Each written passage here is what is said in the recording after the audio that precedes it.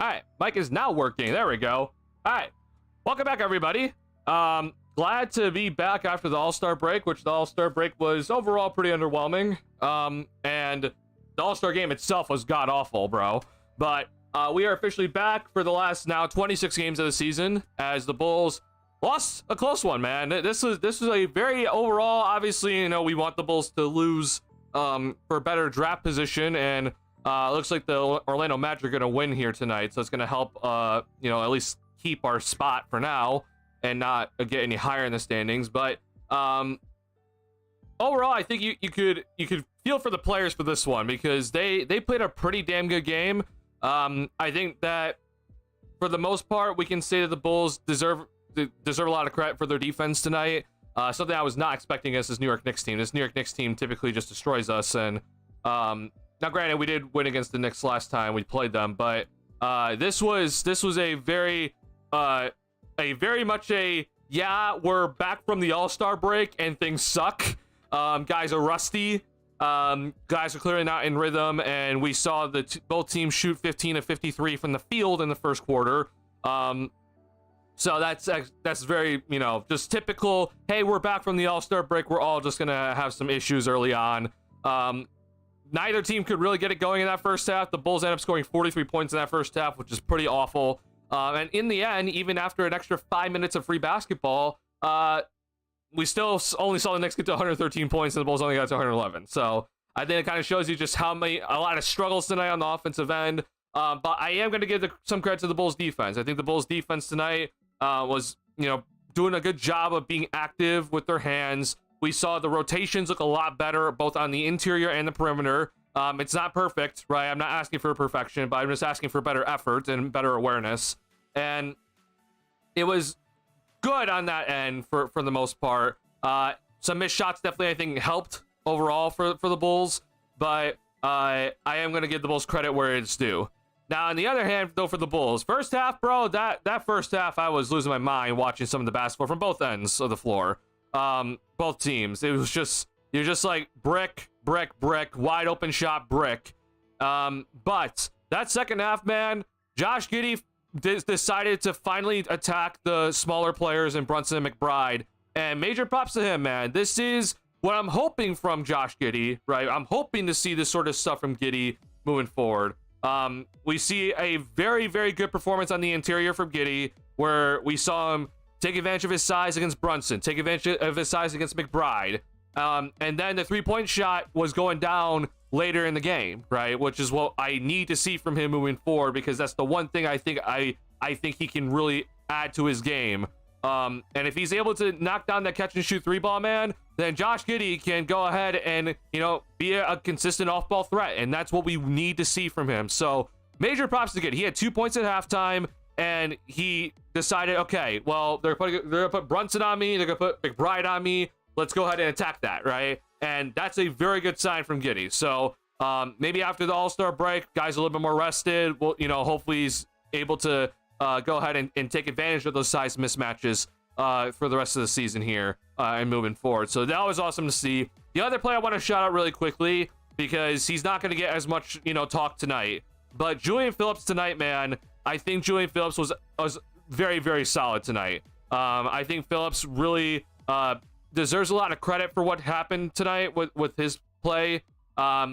It's a rough situation for him because his minutes have significantly decreased, and he's coming off a break, right? So you're really not going to be in much basketball shape for Julian Phillips. Now, I understand he's probably, like, you know, he's just waiting for the chance to play. So, you know, props for him for staying ready. But I also know that it's rough to try to just kind of be thrusted into a lot more minutes, especially after an All-Star break.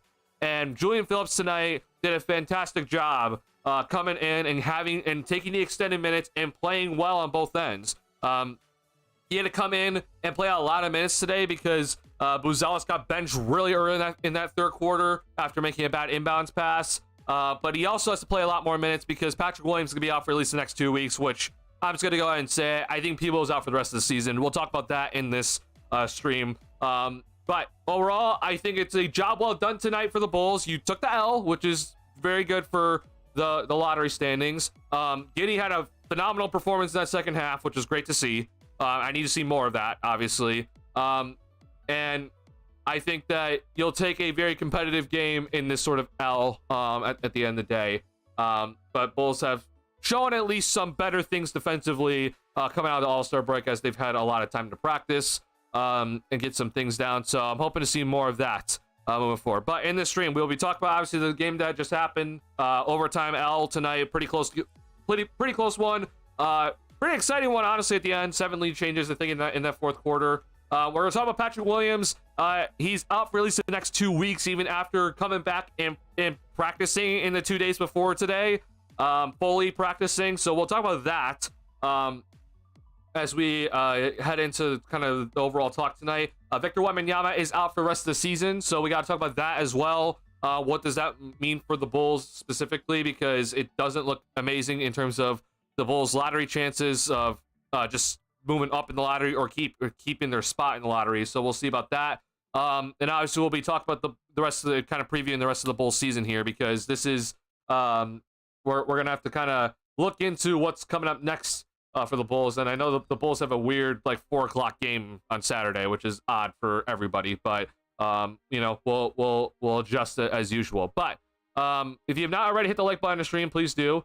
I'm just gonna go ahead and just announce one thing, because I think that it's kind of fun overall. I do have some announcements today, so stick around for the entire stream if you can. I have some pretty big announcements to kind of go ahead and tell you guys today when it comes to myself here. But the first announcement that I do want to go ahead and just kind of show you guys is that we finally have a little fun thing here. And we're just going to go ahead and just do just a random thing. But I'm not fully set up just yet with it all, if I'm not mistaken. But I am happy to announce that an upgrade to the stream, and hopefully it does pop up here. I'm not going to be looking like an idiot. But we officially have alerts, it looks like. So as you can see here, yes, it is showing up, thank God. I gotta have to turn off I'm gonna have to turn off the desktop audio for OBS there. But we officially have alerts now on the stream. So I have finally taken stream elements and finally implemented it into the stream. So I'm happy to announce it. So I'm overall pretty happy with the animation and everything. And thank God Stream Elements is working, because I won't lie, it was a major problem for me for a little bit as I tried to set all this up here. So, overall, I'm just happy to just announce that, because finally we're looking a little bit more of a professional streamer now on the set here. But basically, though, it seems like now I'm trying to get some other notifications set up, but if you guys do super chat, which I know that some of you have done that already, will now pop up on the stream finally, and I want to make sure that you guys get that shout out on the stream. So we're gonna make sure that does happen. Sorry, I want to make sure I turn this down. Hold on one second. But yeah, I'm just happy to announce that as finally the stream looks a little bit better now. So again, more announcements coming after we kind of get through the post-game stuff tonight. And we'll be talking about some fun things. So now, Britt, fun game to watch, and we lose. Good game in my book. Yeah, I think this is honestly kind of like a big thumbs up for the Bulls out of the All-Star break, right? You come in to Madison Square Garden. It's a very good team. They're obviously missing, OG Anunoby and Josh Hart tonight. So that is something to keep in mind. But you come into tonight in Madison Square Garden. It's a rough place to go and play, right? And you give a really tough, performance against the New York Knicks. Like, that's what I want to see. And in the end, you took the L, which is probably more important right now than ever for the Bulls with certain things happening around the league. So I really think that this is overall a nice kind of look in terms of the end result of tonight's game. So I think it's honestly just a big thumbs up for the Bulls. I know it's like I know a lot of people don't want to just always be talking about, hey, good job taking an L.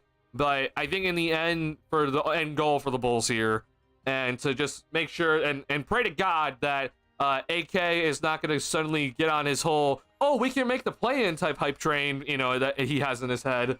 Losing games from here on out is probably a good decision, so that AK can't even think about, we'll be a playoff team. Well, I hope to be a playoff team this year. I don't want that to be the thought. I mean, he already thinks that, but I hope that really doesn't happen.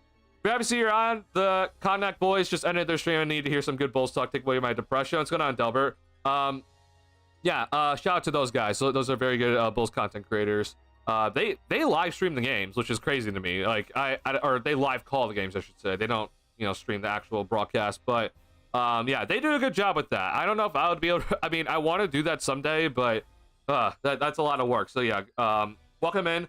Appreciate you checking in, Delbert. For as much as I think he's mid, Josh Giddey had a good game tonight. This was a very good sign from Josh Giddey tonight. Yeah, I'm very happy to see this from Giddey. I was pretty, I won't lie. There were some moments in that first half I was pretty annoyed with him. I thought he should have attacked more. And there are some just bad decisions in the transition game. But this was much better, right? And I think that in the second half with Giddey, that's what I need to see from him when he's taking advantage of his size against, Brunson, out of all people, right?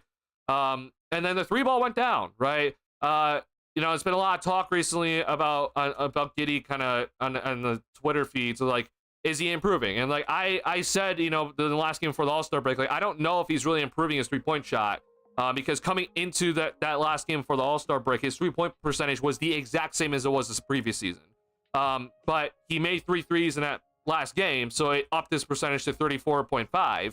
And so, yeah, in essence, it is better. But, a couple misses here and there, he would go back down to his last season's percentage. So he made, obviously, 4 threes tonight, so that's a very good sign. So I'm hoping that it is heading in the right direction for Giddey in terms of three-point shot, because that's the one thing where I have more faith in that he can actually go ahead and change and actually get better at significantly. So I'm hoping that's going to continue to stay, because I do think that before the All-Star break, even on some of his misses, the shot looked better, but obviously the shot could look better, but the results say what it is, right? So yeah, I'm really hoping, man, like that three-point shot, if he can continue that, that's going to bring him a long way. I'm really hoping to see that. 41 minutes for Kobe. He spent most of them doing cardio. If Giddey got 41 minutes, he beat Cat's stat line. No, I don't think he beats Cat's stat line, I guess. But sure, I guess you want to say that because Cat was off to a 2 for 14 start. But, I mean, I'll say this with Kobe, okay? Kobe had his struggles tonight, but he also wasn't shooting like an abysmal 1 for 10. We've seen worse games from Kobe. He also hit a ginormous three-point shot in overtime to cut it to 2 points, which is, the last bucket the Bulls made. So I don't think Kobe necessarily played great, especially that first half. The first half for Kobe was just flat out awful for Kobe White. I don't know what the hell he was doing out there. But in the second half, I give players props. Like, hey, you bounce back, He didn't repeat the first half performance, and he did hit a massive shot in overtime. He had some whack decisions, I still think, throughout the game, but I appreciate that he bounced back. I'm not going to be too hard on Kobe tonight for multiple reasons. One, he did bounce back. But two, I do think that first game out of the All-Star break, I can't be too hard on too many guys. I think we could all probably be like, oh my god, Buzelis, what the hell was this tonight? I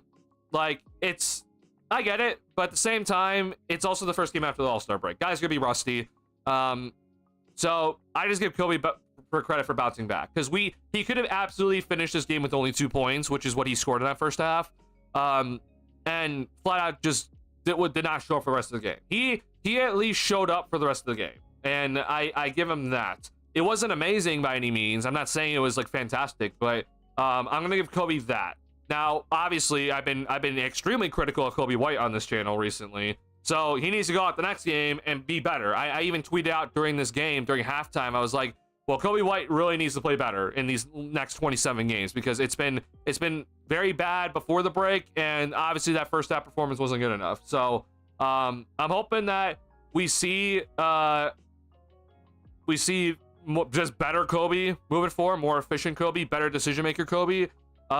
But the sway between halves can't happen, bro. I completely agree with that. That's something that really needs to change for Kobe. But again, I give him some big credit for bouncing back, because again, it's first game after the All-Star break. Guys are rusty. I gotta give some guys some slack here. I guarantee we're gonna get a top 3 pick, most guarantee. I don't know. Delbert, I don't think we're getting a top 3 pick. I would love that, but too much was expected for the downsides. I don't know what we're talking about specifically there, Charles. Sorry. I know I'm a little bit late to chat. Better drop position is not possible because the 76ers team is the stinkiest team in the league. I'm aware the 76ers are just flat out garbage right now, but the last thing I need this Bulls team to do is suddenly win more games and then lose their spot in the lottery standings right now. The Magic have recently, if you're not aware, the Magic have sucked heading into the All-Star break, and so if you're wondering who's above us in the standings right now, I guess we just counted the Magic win tonight, but the Magic were right there. Like the Magic were right above us.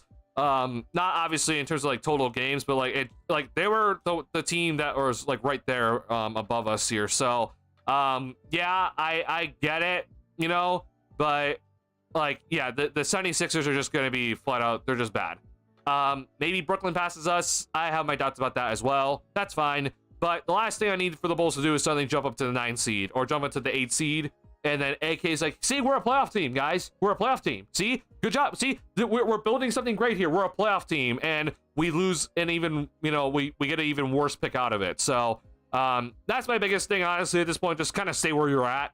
I don't expect another team to pass you at least for now, because the 76ers are just garbage. But at least for now, just stay where you're at. Don't suddenly win more games and then pass up like the Magic or the Heat or the Hawks.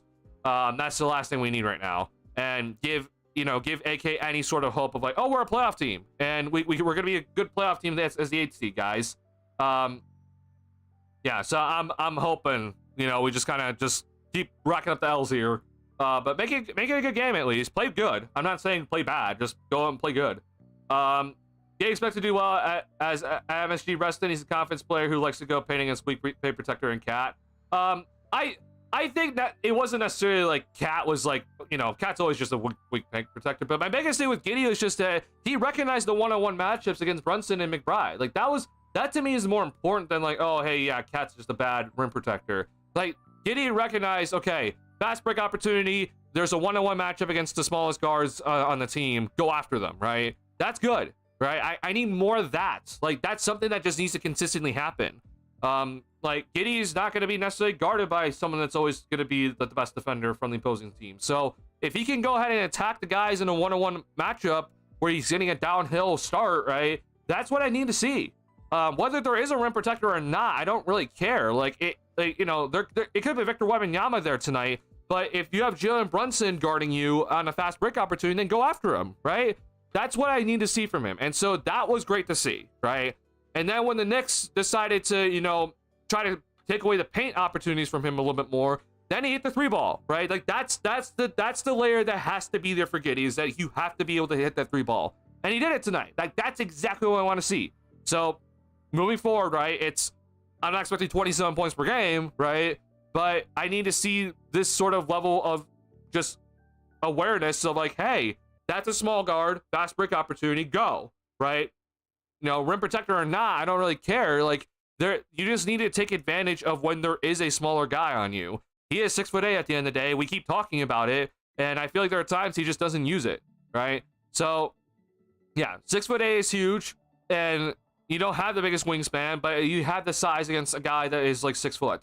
So go after him and take advantage. And then obviously if the defense is going to start collapsing onto you or taking away your paint opportunities, then you got to hit the 3 ball, right? And he did every bit of that tonight, specifically the second half. First half, you know, the rebounds are rebounds. I won't lie, I don't really care about those rebounds, honestly. Like, you know, I'll give him credit for it, but like, I mean, there were so many damn misses in that first half, so it's like, you know, yeah, I'll give him some credit for it, but like, the amount of misses that we saw in that first half was insane. I was just like, my God, my eyes. But I mean, credit to him getting the rebound, but yeah, I mean, it helps when everyone's missing the damn shot, but yeah, that second half was what I need to see from Giddey moving forward. Because everyone keeps talking about, like, he's going to increase his points per game average. And, like, I have my doubts. Like, I seriously have my doubts that he's going to do that. But if he does this, right, then, yeah, he will increase his points per game average. That's what I need to see, okay? Like, I'm aware everyone wants to talk about rebounds and assists with him. But at the end of the day, if you're going to be a starter, like, you can't just average 12. So, this is what I need to see moving forward. Flat out, just keep doing this moving forward. And we'll be fine. Like, we'll be completely fine with this. not 27 points per game, but the mindset is correct for Giddey. And the 3-point shot is there with the correct mindset. That's where we got to get with Giddey. And yeah, I'll be happy with this, bro. I'll be super happy if he's, attacking a smaller guard consistently in the paint and, hitting the 3-point shot at like, a pretty decent clip. And obviously he's hit, he hit 4 of 6 tonight, I think. So yeah, like that's phenomenal, right?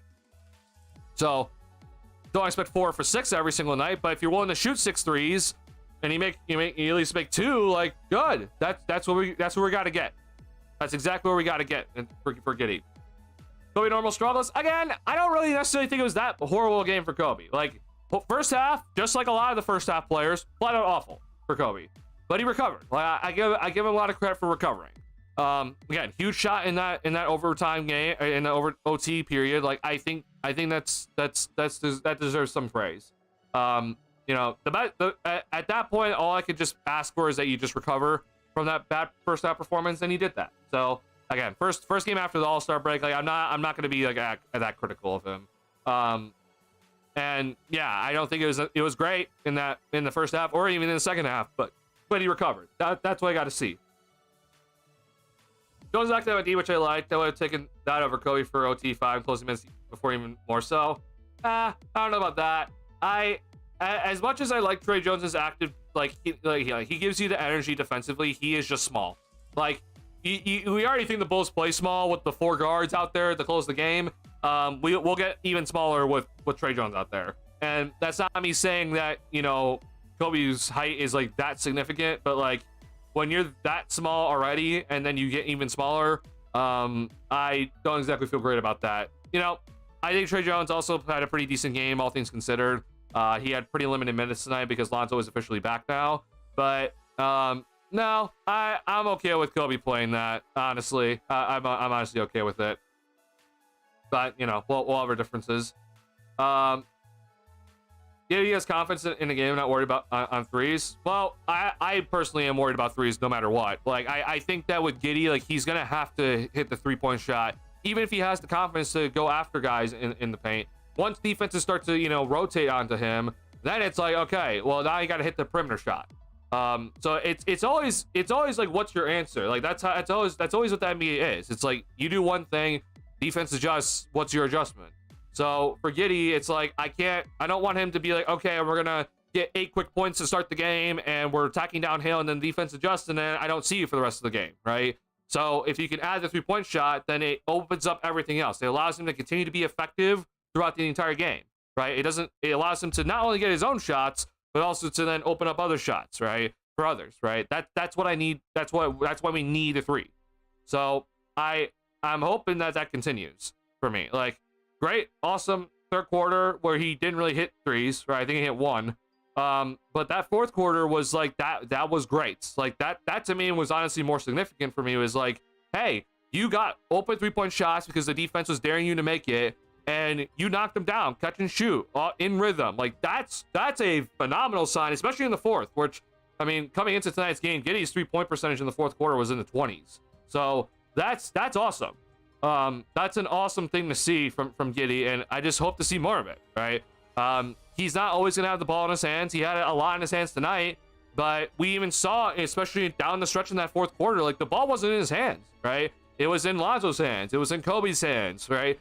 That's just gonna be the reality for Giddey on some nights where it's just like, yeah, you might have it going, but at the end of the day, if we're gonna run this sort of set and we think we have a mismatch opportunity, or we think that this is the best proper set to run, you're not gonna always have the ball in your hands. So like, how are you gonna be effective and make sure that you're an off-ball threat? And it can't just be cutting, right? Like, I mean, I understand that people have made a living off of that, but it's not like Giddey's the most athletic person. He's not gonna be dunking things constantly. He's not gonna be getting in a quick step first advantage. So it's like, can you have that 3-ball in your pocket?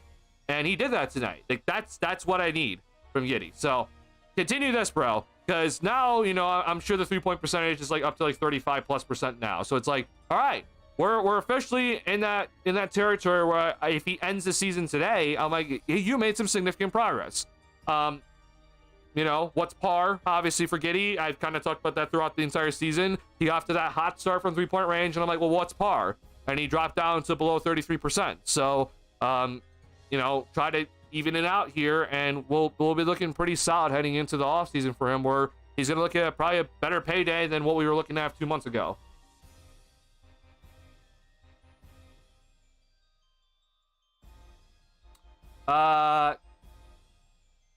Getting from Billy having few options to take him out for and get slammed each game somehow confidence-wise by Billy.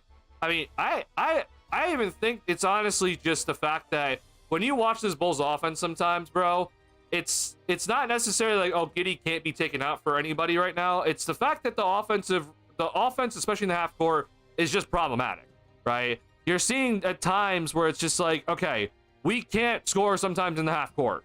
Like, there are just moments where the ball swings around side to side and no one gets anywhere. So if anything for Giddey, right, if he starts to recognize, like, we can't score in the half court, then if that at least gives him the push to, like, score more in transition, I'll gladly take it. It's backwards in my way of thinking, but I'll gladly take it. So I think for Donovan specifically, like, he understands that Giddey is very important in transition. So, lack of offensive options, especially in the half court, I think it's making sure that Donovan keeps him out there, because the transition game is now very, very important now for the Bulls. So I really think that's like the biggest thing, hopefully, moving forward with Giddey. It's like, can you be aware that, yeah, like, half court right now is just a serious issue. So if you get the ball, especially with your rebounding, go push it, right? Like, even in that first half where it wasn't necessarily turning into anything, like, I just appreciate him pushing the ball. Now, there were some bad decisions off of it, right? But I just appreciate that. Push the tempo, get the defense scrambling, and see if you can get something out of it, right? That's what's gotta, make sure Giddey always stays in the game, because that's gonna be part of the game that, like, you can't take that away from him at all. And if Donovan's gonna be just basically begging for offense, then that's part of the offense right now for the Bulls.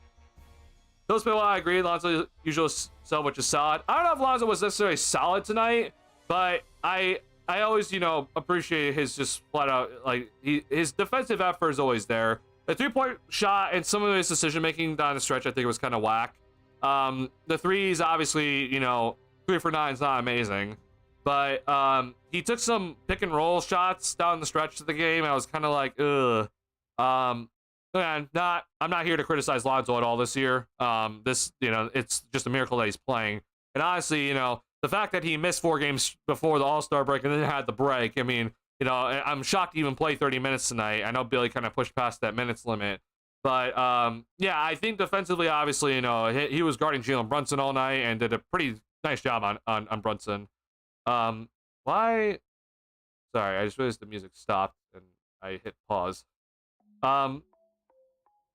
But yeah, I sincerely appreciate that from Lonzo, and then his rotations defensively, like when he had to come off Brunson, was very good.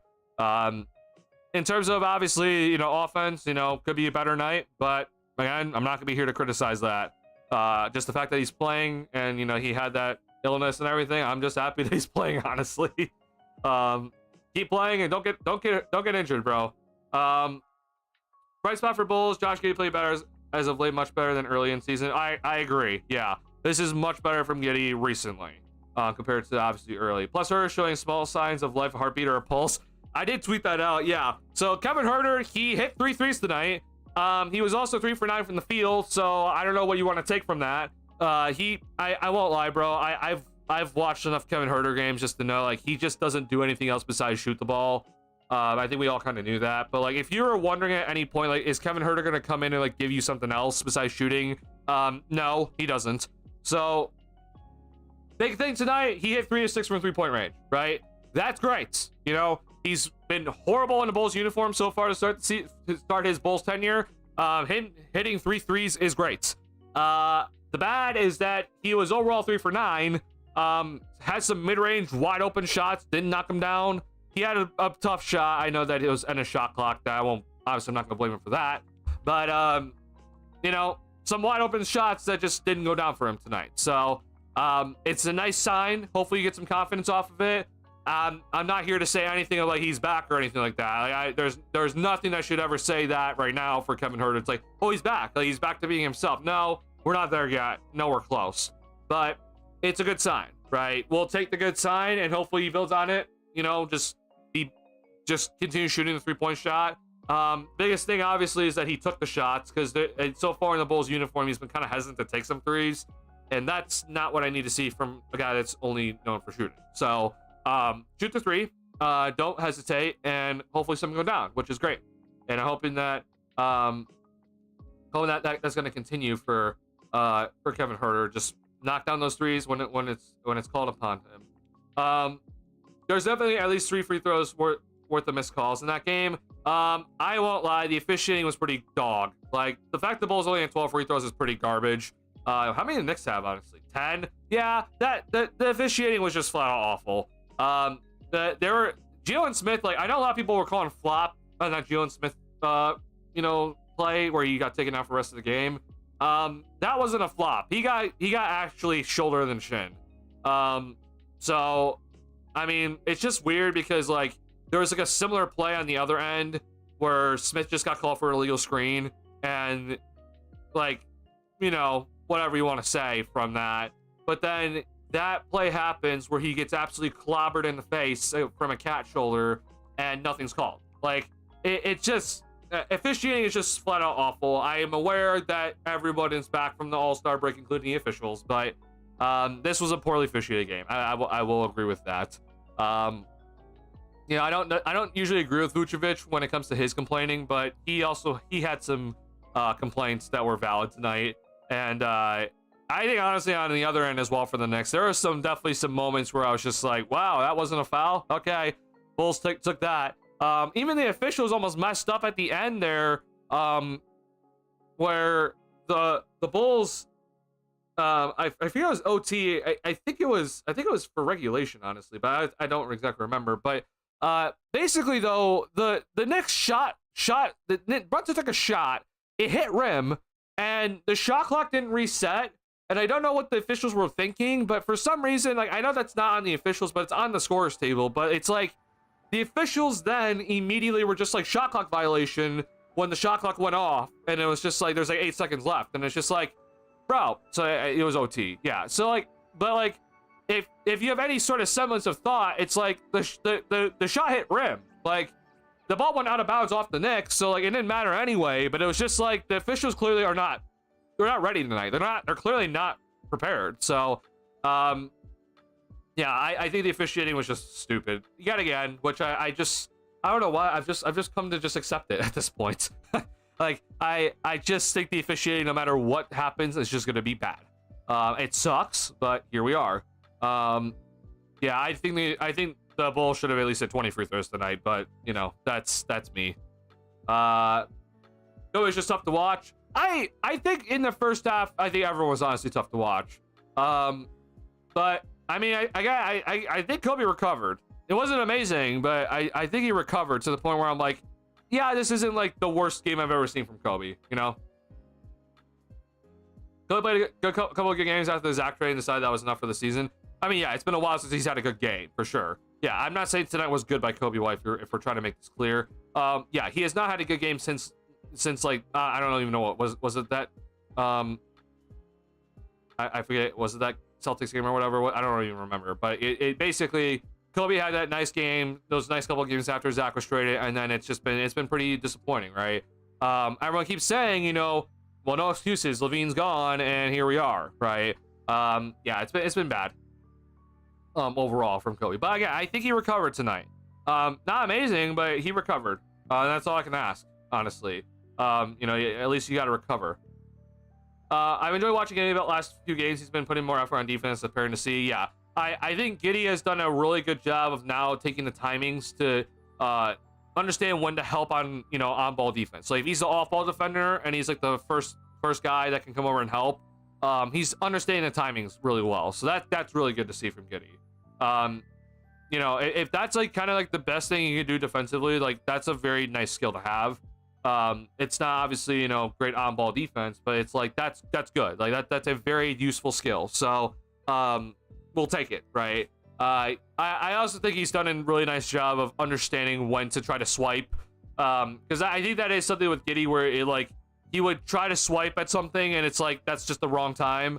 But this is more recently, he's been taking the proper times to when to swipe at the ball and getting, all ball recently. So that's good. Continuing that, and it'll look pretty solid for him on the defensive end.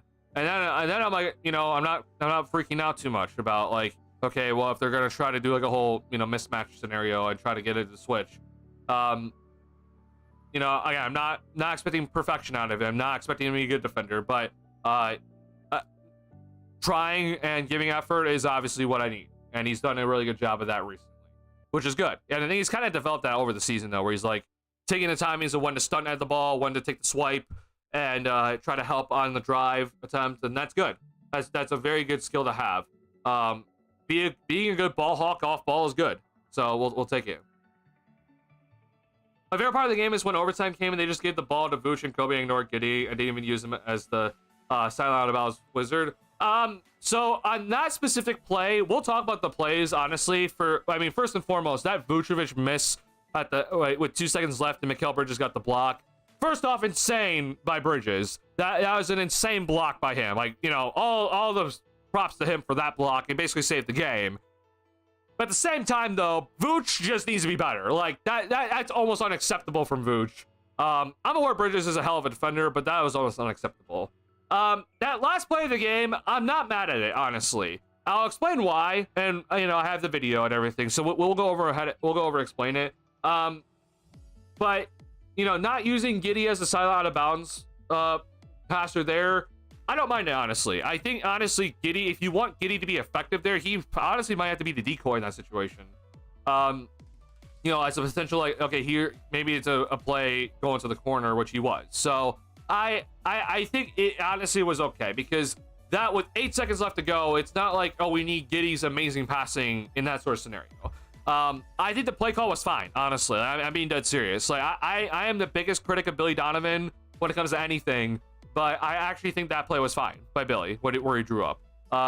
Unfortunately, if we want to really hate on Kobe, which I know a lot of people want to do on this channel now, which I think he deserves a lot of criticism. That last play for Kobe was bad. He did not create the separation that he was expecting, which shows you that I think that he struggles at moments to even create separation, but he got the mismatch. Okay, that's the thing when it comes to Kobe, where it's like, people want to talk about him taking the next step. Like, you got to take advantage of that mismatch. You have Precious Achiuwa on him, which, Precious is a nice defender overall, but Kobe should be able to separate, and he didn't, right? So yeah, overall, Donovan's play call at the end, I think was fine. The inability to separate, though, that's ridiculously bad by Kobe. I'm not gonna lie. He needs to be able to create some sort of separation, whether it's a draw two or get the shot off. Like, that was the entire play, was to create separation or get the mismatch for Kobe and let him just try to see what he can get out of it, right? Read the defense, create separation, and get the shot. Didn't work out, obviously. Kobe really failed to create the separation that was necessary, and resorted to Vooch fadeaway at the end there, which is obviously not Vooch's fault, but yeah, that was not good overall. So yeah, if we're gonna be criticizing the hell out of Kobe, then that was obviously a big criticism for sure. I thought the two plays drawn up right before OT were really good, and everyone on Twitter's talked about the last play that was drawn up when Vooch obviously wasn't the person supposed to be shooting. I actually think Diamond was really good today with all of his drawn up plays, honestly. I think that every single play for Donovan where it was out of the timeout situation, I think he actually did a really good job. Like, again, I'm being dead serious about this. Like, I've called out Donovan a lot when it comes to those plays, but I honestly think all the plays that he drew up when it came out of the timeout, I think they were all fine. Even that Kobe White, it was a failed, everything by Kobe, but like, he got everything. Like, Donovan basically got everything that he wanted in that possession, which was that he wanted the mismatch. He got the mismatch for Kobe. It was spread the floor, isolate against a mismatch, right? Arguably your best ball handler, and Kobe didn't separate enough, right? So I honestly think that, for all things considered, it was all fine for Billy Donovan tonight in terms of the plays drawn up.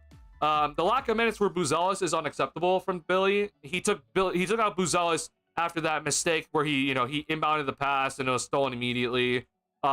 I understand benching him, but you gotta bring him in back. You gotta bring him back in earlier. He didn't come back in for a long time. He got benched like with like 8 minutes left to go in the third, and then come back in with like 6 minutes left to go in the fourth. So that's unacceptable from Billy, honestly. But I think honestly the overall just drawn up plays, I think that was fine. Honestly, I'm not even like that. I'm not even that upset by it. If people are gonna be pissed off, if people are pissed off at Vooch, they should not be. Like, that's unacceptable if you're pissed off at Vooch. I don't know what you're expecting from Vooch in terms of the fadeaway shot. Now, in terms of the layup where he got blocked, I will also be pissed off at Vooch for that. If we want to be pissed off at Vooch for that one, yeah, I think we'd be pissed off at Vooch. But in terms of just everything that Billy drew up, though, it went to plan. And, you know, obviously the players have to execute it. So, at the end of the day, you know, it is what it is. But I'm not just gonna be criticizing the hell out of Donovan if a play just didn't go 100% correct. You know, I think honestly the Bulls got what they wanted. I love Kobe, but I don't think the three is enough to say he bounced back when he had the lack of focus turnover right before it. I mean, also we saw earlier a lack of focus turnovers from other people in overtime. Again, Kobe had 2 points at halftime. Okay, I'm not saying that it was necessarily a bounce back. I was saying that he just recovered. Right? I say that he recovered from his poor performance in the first half. Okay? He had 2 points at halftime. So, you know, going 5-11 for the rest, you know, finishing the game when you were, you know, what was he, 1 for 3 in the first half with 2 points? You recovered it, at least. You're having a pretty awful game, and Kobe could have had another 2-point effort where he couldn't make a damn shot, but he at least was staying in the game, was trying to figure things out, and, you know, he hit a big shot at the end. And was all right. Like, I'm not saying it was a bounce back or if it was anything special. I'm just saying that he recovered the performance, and I'll take that over you completely disappearing, which we saw Kobe do, I think, in the last game before the All-Star break or the game before that. So, like, you know, I'm just saying that it's a low bar. I'm not saying it was amazing, but I'm just saying, hey, at least you were not, you know, finishing the game with 2 points and doing literally nothing out there, when at least you gave us a little bit of something at the end of the day. Players gonna struggle, and again, it's first game after the All-Star break, so I'm not gonna be too critical of guys with their, you know, if they have some struggles from overall shooting, you know, from the field, and like they miss some timings, right? Like it's just gonna happen. Now if this was game 6 after the All-Star break, that'd be a little bit more on Kobe for this performance. But it's first game after the All-Star break. I expect guys to struggle. Guys gonna be out of rhythm. Guys are gonna have some weird timings happen. It's just gonna happen. So. You know, that's just my opinion. We can all, okay. If you're wondering if I'm a Kobe defender, go look at my previous VODs, bro. I've been criticizing the absolute hell out of Kobe. Okay, I've been saying, even on my Twitter, I've been saying that Kobe's been bad. All right, this is not a hey, we're a Kobe apologist on this stream. Okay, I've been criticizing the absolute hell out of him. All right, he's been bad for most of this season. Okay, but tonight, I think in terms of what we've been seeing recently from Kobe, where he's had games where he completely disappears and he can't make a damn shot. He finishes the game in single-digit points, right? Like, okay, you had 2 points at halftime. It was looking to be another bad performance. And he has some bad turnovers in that first half, but you kind of at least showed up a little bit here, and you gave us 5 buckets in the end, right? You could have given us just 1 to end the game. Not a bounce back. You just kind of recovered your performance from being an absolute just dreadful scenario, or absolute disaster class from you. So that's just all I'm saying. He all out tonight with Kobe's nowhere to be seen except those 2 shots in OT. I mean, we'll overall say he's been nowhere to be seen. I think in that third quarter he was okay. He made some shots in that third quarter and he understood what the defense was doing. Fourth quarter though, I can agree he was kind of nowhere to be found. Do you think Montes can become a defensive specialist in the future? Remember that nice blocking on Brunson? That block was impressive, I won't lie. Yeah, I'm hoping, bro. I've talked about how much I think Buzelis can become a guy that can average 3 stocks a game, so it's, you know, blocks and steals combined. So whether that's, you know, 2 blocks and a steal per game or just somewhere around there, maybe it's closer to 2.5, right?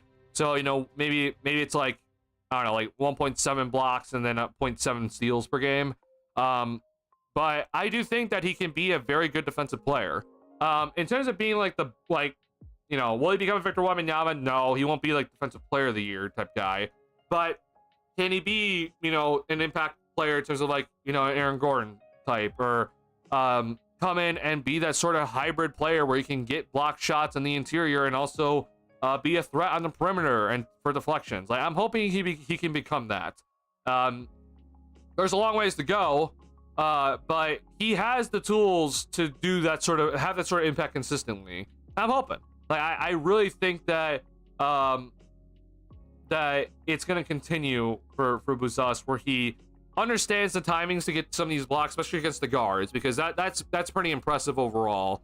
Where he gets beat on the first step but recovers and is able to still block the shot. The biggest thing though is just to be interesting to watch him develop, because I know a lot of people have already been kind of talking about it recently on Twitter, where it's like they don't want him to necessarily like add weight because they're worried about him, not being able to run on the perimeter as effectively if he adds more weight because it'll be slower. At least in my opinion, I think he at least needs to add 10 pounds, just because we've seen when it comes to some of the bigger players that they're able to bully him. Okay. So yes, it is nice that he has the agility to move around on the perimeter, but it is not as effective even against some of the smaller guards if he just gets bullied down there. Okay.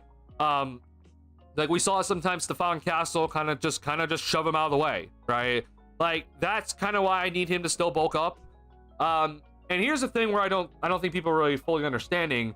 Buzelis is already getting beat by some of the guards. Like, I don't need him to be able to kind of keep his feet up with the guards, because he already is getting like that quick the first step, he's getting beat already on the first step.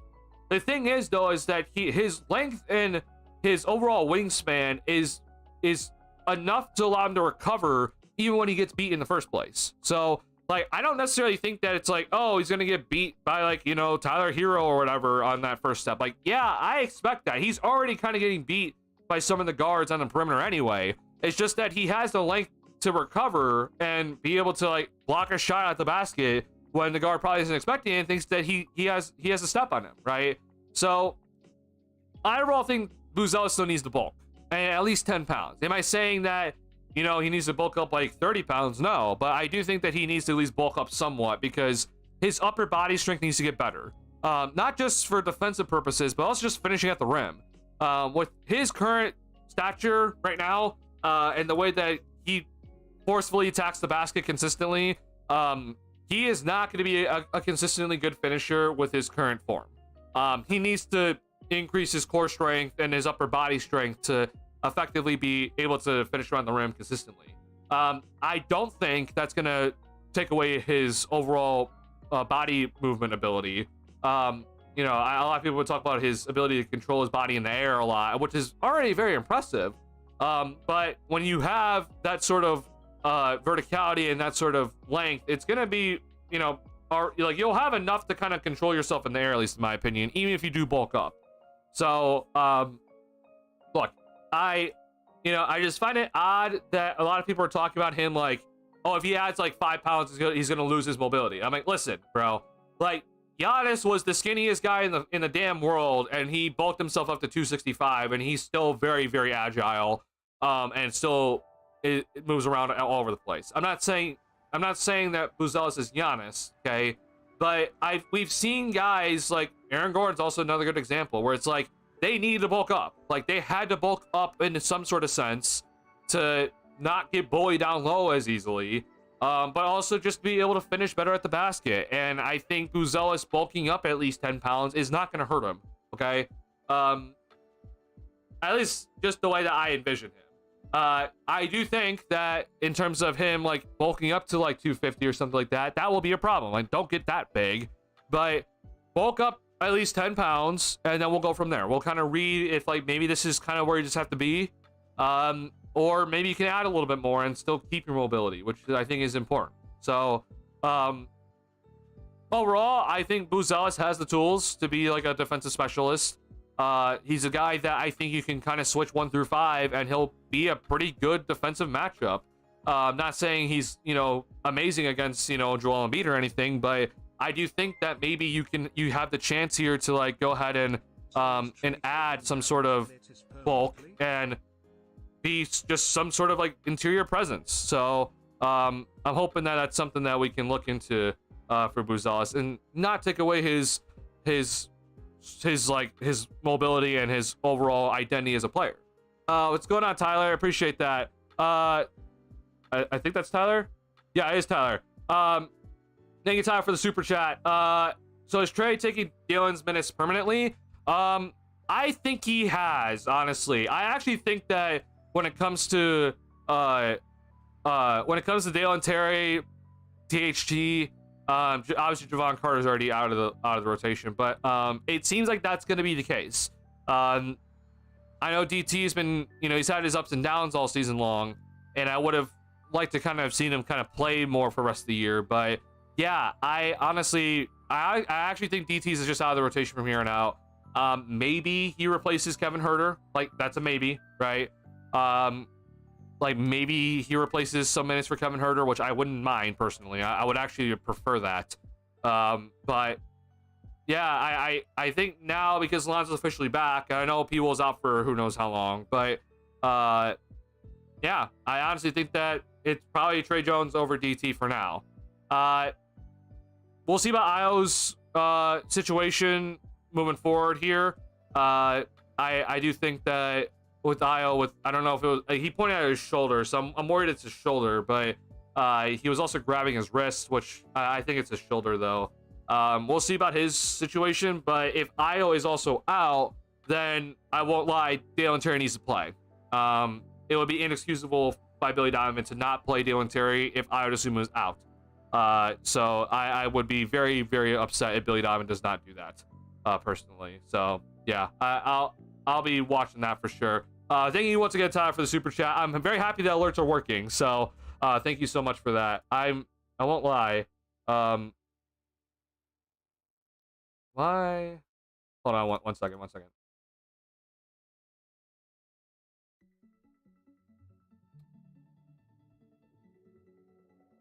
Sorry, hold on. I just want to test it. I don't think I heard that alert though. When I should have been able to hear it. Let's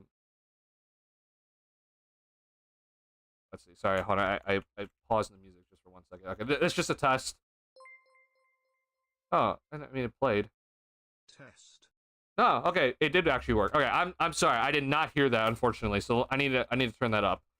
Thank you, actually, Tyler. That's very helpful for me, just for the future. Just to hear that, just to understand. I need to hear that a little bit better. Overall. So thank you so much for that. Thank you so much for the super chat. That means a ton for me.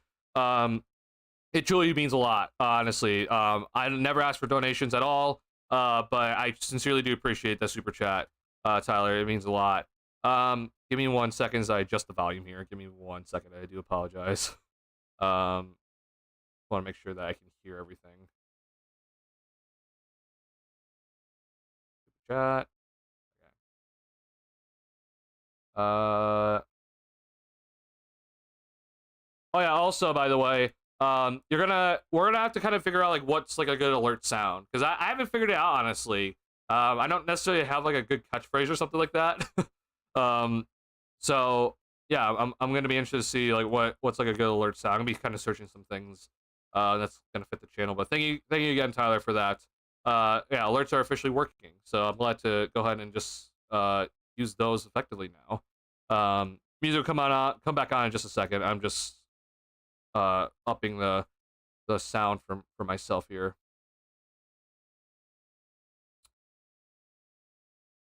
One sec. There we go. Perfect.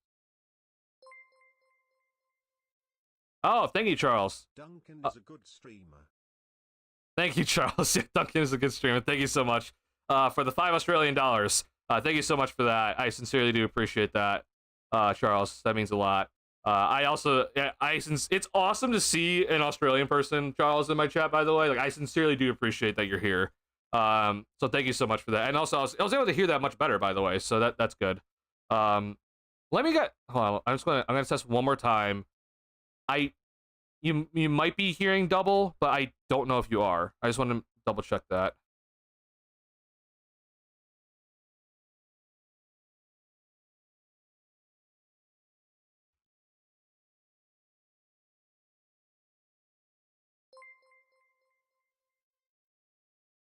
Testing.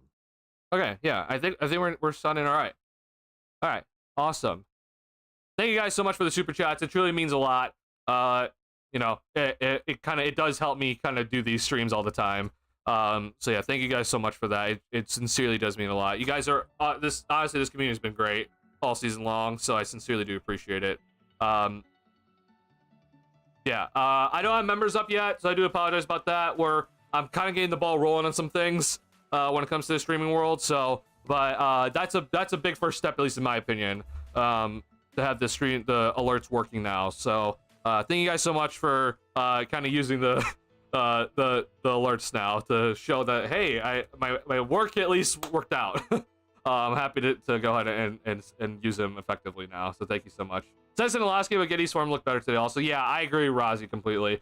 Smith confirmed concussion protocol. Chris, there's no call on that play, to be honest. Oh my god, bro. I feel so bad for Jalen Smith, man. I sincerely do. Yeah, I genuinely feel so bad for Jalen Smith. Yeah, he took a serious shoulder to the face or to the chin, and when he tried to get up and was so woozy, I was like, oh my god. Yeah, so I mean, hey, Zach Collins got every opportunity here, but yeah, concussion protocol for Jalen Smith. He's probably out for at least a week now. Wouldn't be shocked if it's longer. So yeah, I'm not that shocked that it was concussion protocol, but just it sucks so bad, man. I feel so bad for Jalen Smith. If you're actually wondering, by the way, like I don't think Jalen Smith has been like amazing, but like he's quietly had like a very solid backup season.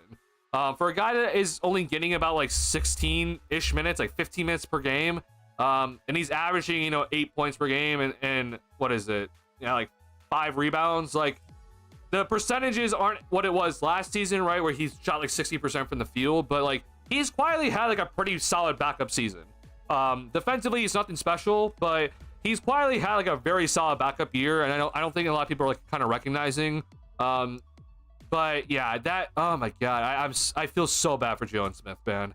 I really hope that he can get healthy pretty quickly here. But we wanted Zach Collins to get some playing time, right? We're gonna get it now. So this is the opportunity for him. Yeah. Donovan not challenging that play at the end of the fourth, right before they hit that three. Could have sworn it was out on the Knicks. Which play, Tyler? Here, I'm gonna go ahead and just pull up the game, because we're gonna have to talk about this game in the film and everything like that. Anyway, but I won't lie, when it comes to, I actually think Donovan not using any of the challenges tonight was actually the right decision, at least in my opinion. So hold on, like I'm not exactly remembering this, because I know that there was, you know, Stacey King would talk about maybe challenging like the out of bounds call that was like the scramble under the rim. But was it this one here? No, I mean, this was the, I remember this. This was Kobe kicked the ball and Big Pride then hit the 3-point shot. Was it this one maybe? Yeah, I'll scroll down for you, Tyler. Like, where was it specifically? Where's my chat, bro?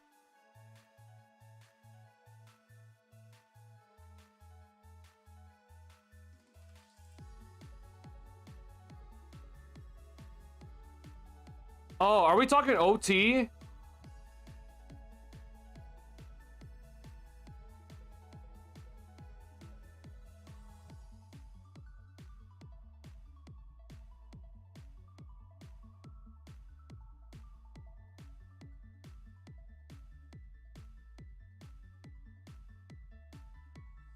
Hold on. I'm trying to get to it here.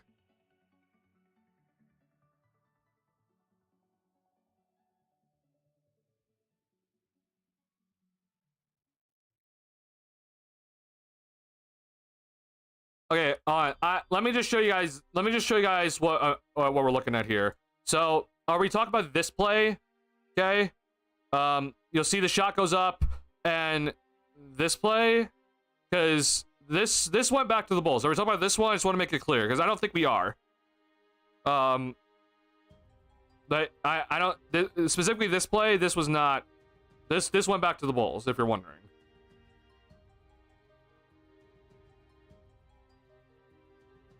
I don't want to derail the stream. No, you're all good. I mean, I like doing this stuff anyway. Let's see here. Was it this one?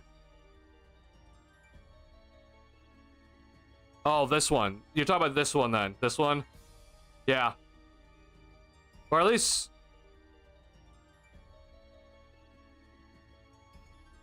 AV Reese was talking about this one.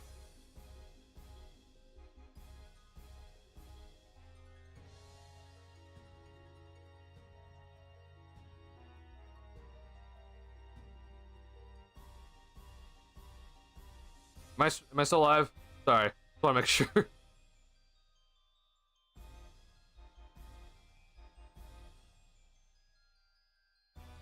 Okay, so if we're talking about this one, so we can argue that maybe Lonzo got shoved out of bounds, right? Like I think that's like a legitimate argument to have, but sorry, I'm gonna bring this over for just a second. When it comes to who touched this one last, Lonzo did touch this one last. Here, we'll show it to you here, actually.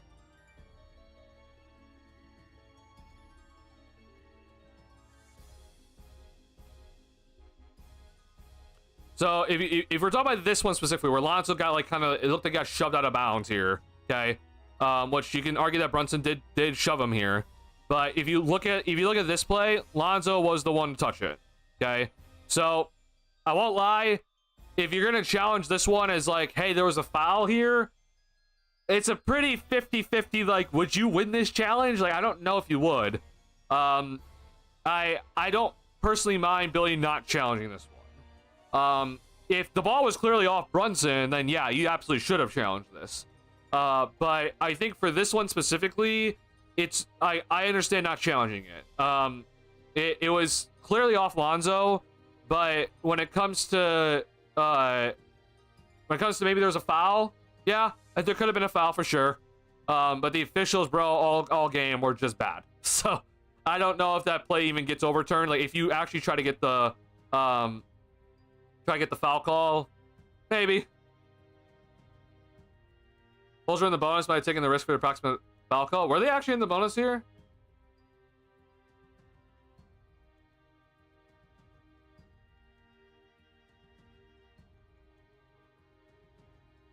I know that they were in the bonus for the fourth quarter in crunch time, but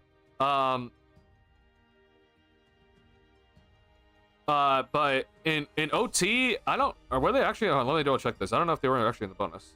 You're thinking the fourth? Yeah, in the fourth, the Bulls were in the bonus for a while, but in OT, I don't think the Bulls were in the, yeah, like there were no fouls right at this moment in time in overtime. So, I mean, yeah, honestly, AV Breeze, if the Bulls were in the bonus, then maybe you do try, you know. I mean, yeah, you might get 2 free throws basically 94 feet away from your basket. But overall, I'm okay, honestly, not challenging this one. Like, I get it if you're upset, but like, at least for me, just how this one played out, like, I don't think you win this challenge. Like, this is very clearly off Lonzo Ball. If you're wondering, by the way, like, if you're questioning, like, this is clearly off Lonzo. Like, he clearly touched that last. So, yeah, I'm okay, honestly, not challenging it. Yeah, you'd be basically like just banking on a foul call there, and that's rough. Officials usually don't overturn that, but maybe. I like the thought, though. Honestly, I do like the thought. It's just overall, though, I think that in that moment where the officials have not called anything all game long, and you're trying to turn over a possession where Lonzo touched it.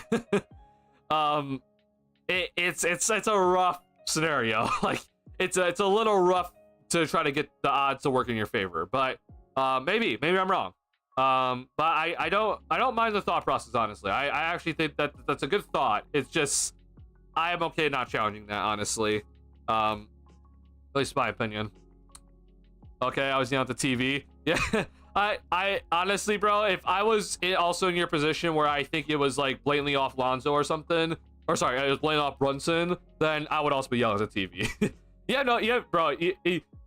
There's a reason why I don't necessarily want to stream myself watching a Bulls game, but I also think it could be funny. I yell at the TV a lot. Like, I won't lie. I'm constantly yelling at the TV. I'm just like, what are we doing here? Or like, what is this? You should see me honestly when we mess up a defensive rotation. Like, I legit like throw my hands up and I'm just like, bro, like, come on, man. Like, when Cat got that like fast break, like easy dunk, that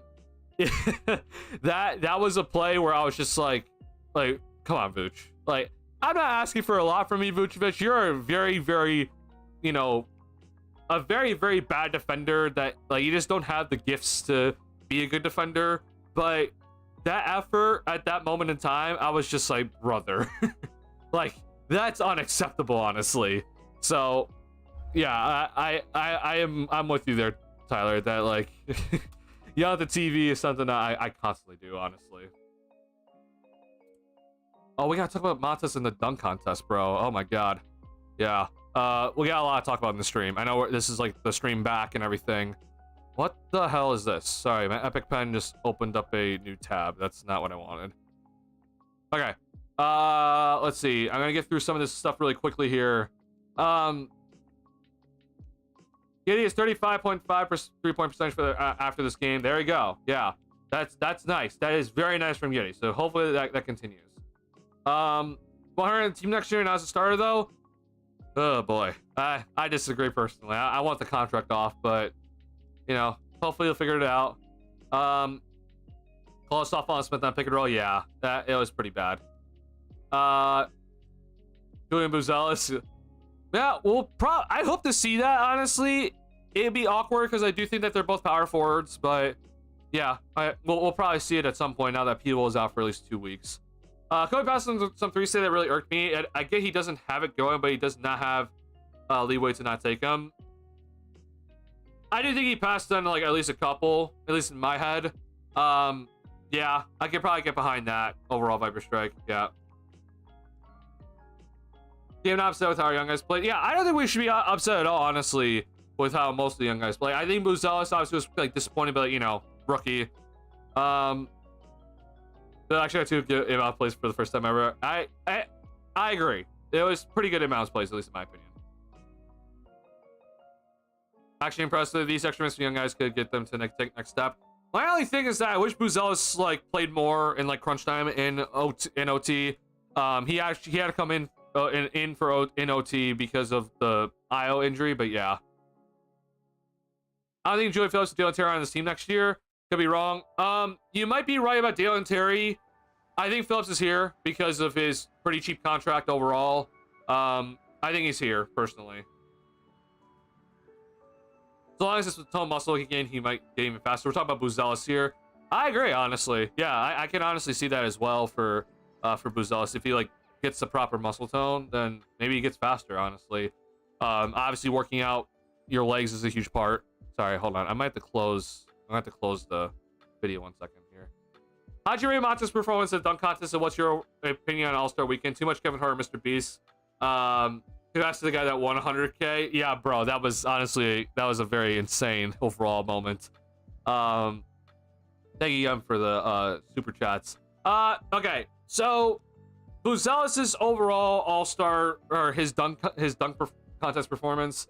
I want to hear your guys' opinion as well, but it sucked that he didn't make the first dunk because he very clearly had the confidence that he would make that like easily. But I swear to God, that AT&T ball just didn't have the air in it. Like, it was very clearly coming up short consistently, and hence it threw him off. Right? I do think that the lack of air in that ball threw him off, and so he wasn't able to convert that dunk, which it should have easily been a dunk for him.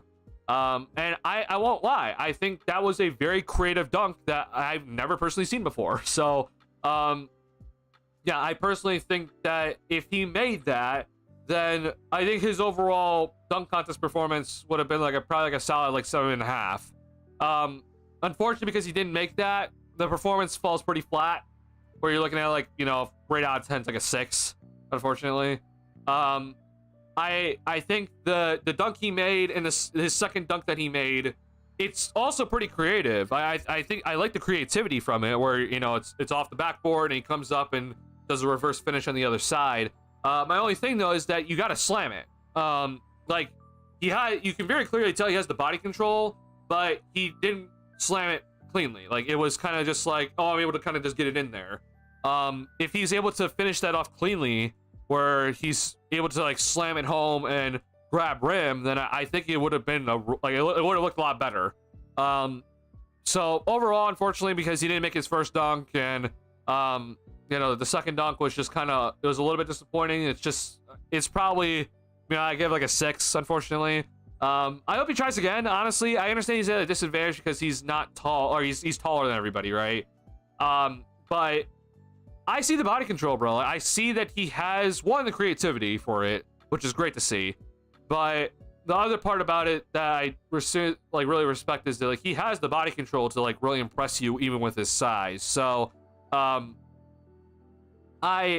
really do think that with Buzaz, like it was overall disappointing, but I hope he comes back, because it will be better if he comes back. Will he win it? I don't know, but I just want to see him just get another attempt at it, and not just, your only dunk contest is a very disappointing overall performance where you miss your first dunk. The creativity is there, and I sincerely do appreciate the creativity. I'll gladly take that, but yeah, it was just underwhelming, unfortunately, at the end of the day. All-Star Weekend, the NBA completely got it wrong with the format for the All-Star game. I was skeptical about the format in the first place, and then the game itself was flat out garbage. We watched way too many commercials. There were too many breaks. I swear to God, there was more commercials than game time. The NBA, holy crap. Wow.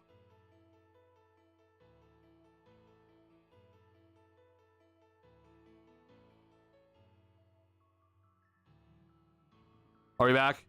Wow, that I have not had that happen in a while. But YouTube just decided to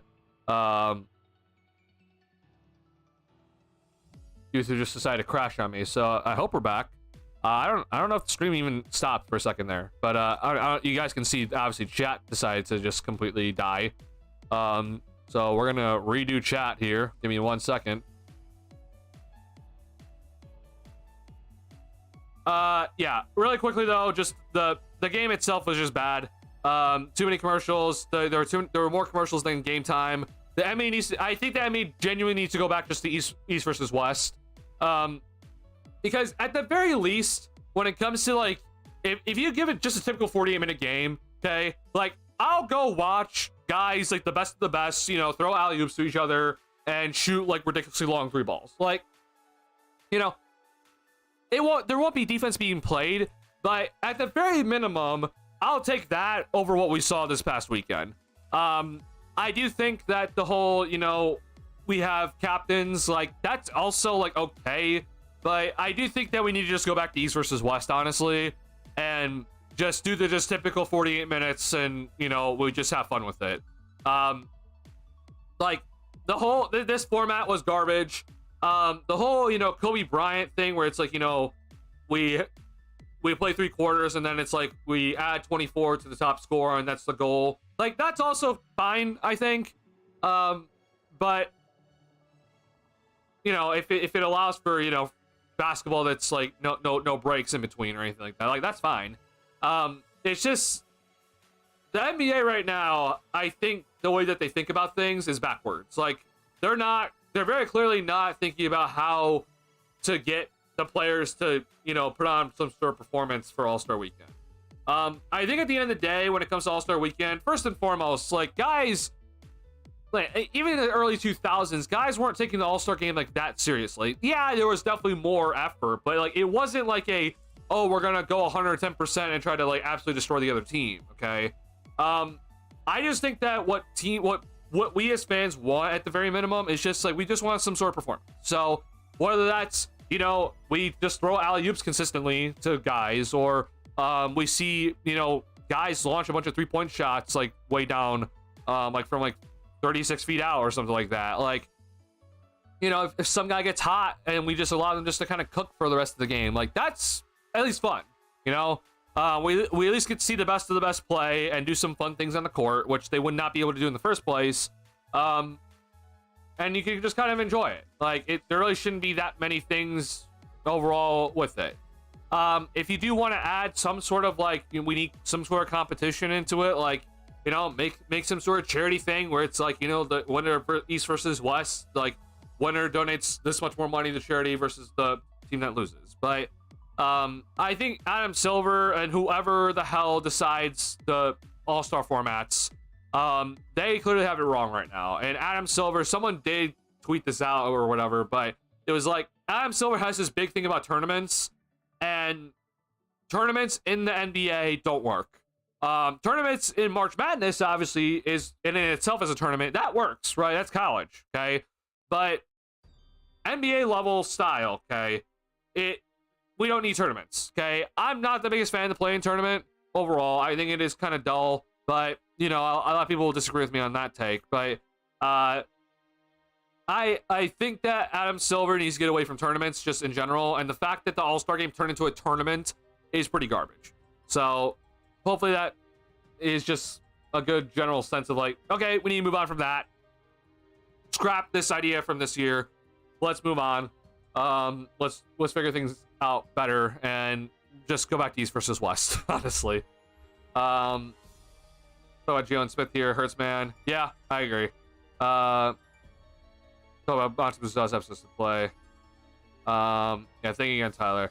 How about Mac McClung dunk over that car? Amazing. Plus, many forget McClung's former Bull. Yeah, so Mac McClung, if you're not aware, he did play under like the heavy COVID season for the Bulls. And yeah, McClung, bro, is insane. I was coming into this dunk contest thinking that this was going to be just a really bad dunk contest overall. I understand Buzelis was in it, but like, I was just thinking to myself, like, okay, well, if Buzelis doesn't have anything special, then I just don't think McClung's going to have anything, because like we've seen him he's won the last two. Like, what else does he have, you know? And he came out and he really impressed me. Like, I actually think the dunk contest this year was actually, like, it was all right. In terms of Buzelis' performance, obviously wasn't great, but I think the dunk contest this year, like, it was like a respectable dunk contest this year, at least in my opinion. So I don't know. That's just my opinion at the end of the day. I think Stephon Castles, there's a lot of respect for what happened.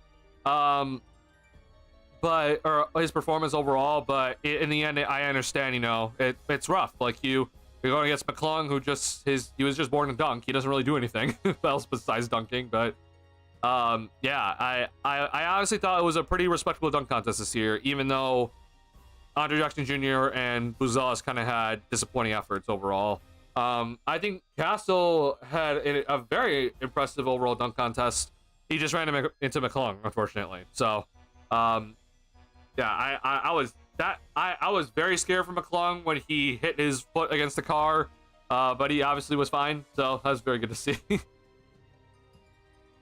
Then notice him being woozy. Oh yeah, Jalen Smith, when he tried to get up, he was very woozy. It was very bad to see. Oh yeah, some good looks, Donovan. Woohoo. Okay, so this is where we talked about the potential challenge here. So I don't want to do laundry right now. I'm also the same. If you can't see behind me on my bed, I have some laundry I need to put away. I just haven't done it. So yeah, I'm also with you with that, Telford. Kobe took three point attempts in regulation. I don't think his game can work like that. Floor / singer is about too low if he's not shooting / scoring. I agree. No, I completely agree. Yeah. Hope they don't get rid of Phillips. Really hope he can develop into a solid bench guy. Yeah, I like, tonight is kind of what I'm hoping to see from Phillips in the future, right? I do think Phillips also needs to bulk up, if you're wondering, by the way. Like, I think Phillips also needs to bulk up a little bit, but like, tonight is just kind of like what I need. Like, he had 6 rebounds tonight, 2 offensive. He had a steal. He hit 2 threes, which is, you know, much better for his standards, right? Like, we don't expect that from him. But if he can hit a couple threes here and there, and you know, he had a dunk today, he had 4 free throw attempts, got out in transition well, like, that's just what I want, you know? Yeah, I would personally keep Phillips, and I will admit, that what Delbert said about Dalen Terry might be correct. That he might just be kind of just an odd man out, unfortunately. But with Julian Phillips specifically, because of how cheap his contract is, I mean, just look at how cheap he is heading into next season. I mean, he's making only $2 million next year. Yeah, I honestly, I think you just keep him. Terry, it wouldn't honestly shock me if the Bulls do move him, just because next year is the last year of his rookie deal. And it's like, you know, they probably just don't want to make a decision on him, or just, they already made one, right? And they just don't want to re-sign him, which is fine.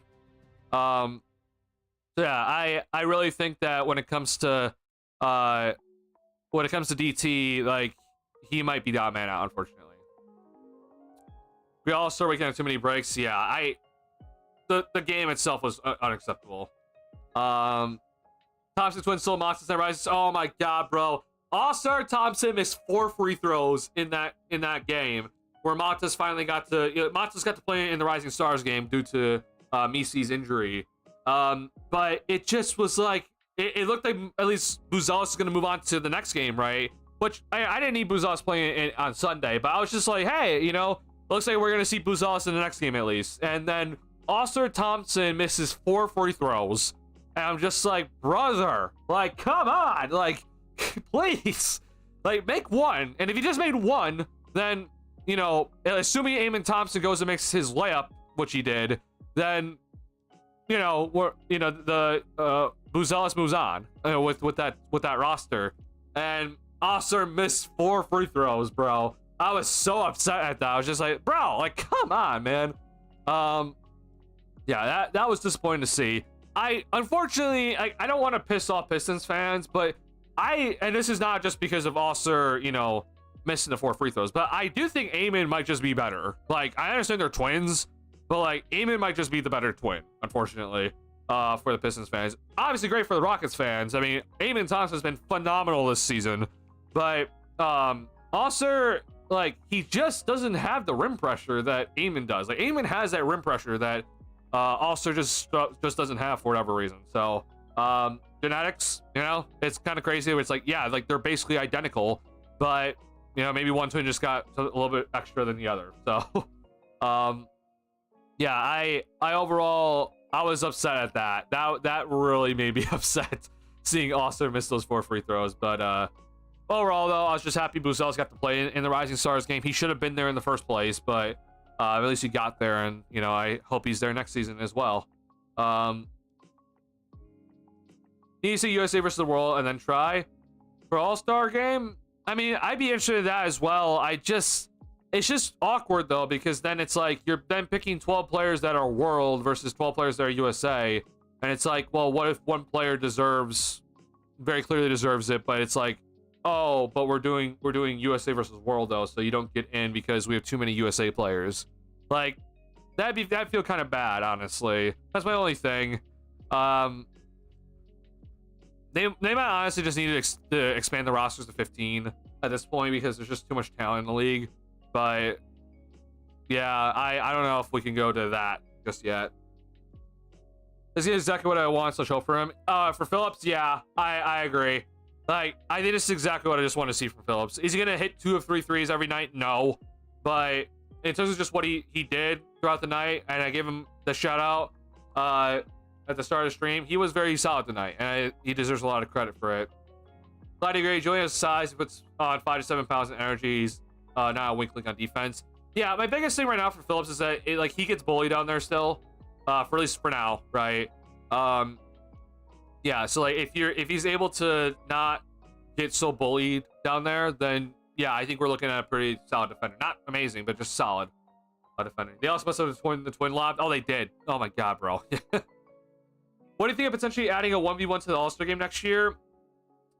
It's just hard, because it's like, I understand the thought process behind it, but it's like, are we just gonna make sure that it's like you know, bigs versus bigs, and then guards versus guards, and then, you know, wings versus wings? Like, it has to be that way, because it's like, we can't do like a 1v1 of like Kyrie Irving versus Nikola Jokic. Like, that's not fun to watch. That's just not fun overall. It's interesting for sure. I personally don't think it's necessary. and I think it's gonna, lead to some unnecessary storylines if I'm being quite honest. But maybe we can think about it a little bit more. Thing happens East versus West though. One conference usually has a talent advantage, and when someone gets left out. No, I agree with that as well. But at least it's just like you understand though that you're not taking someone off just due to the fact that it's like, oh, you're not a USA born person, you were born in the US and it's like there's too many people. So I don't know. I just say just expand the roster just to 15 and just go back to East versus West, honestly. Yeah, I agree. I think people do get snubbed at the end of the year, but even with 15, I still think people will get snubbed. And so you might as well just do East versus West just because those are the people that play against each other the most.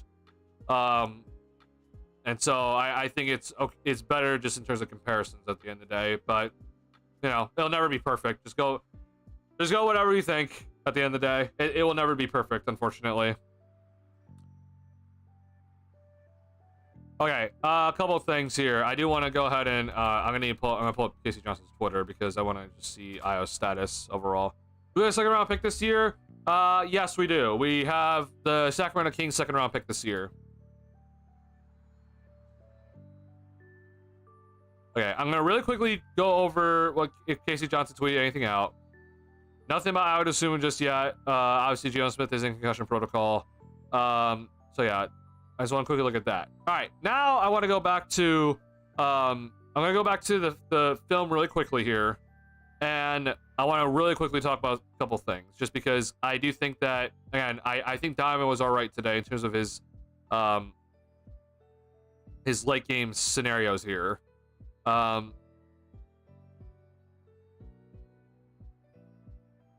Okay, so let's talk about the first one.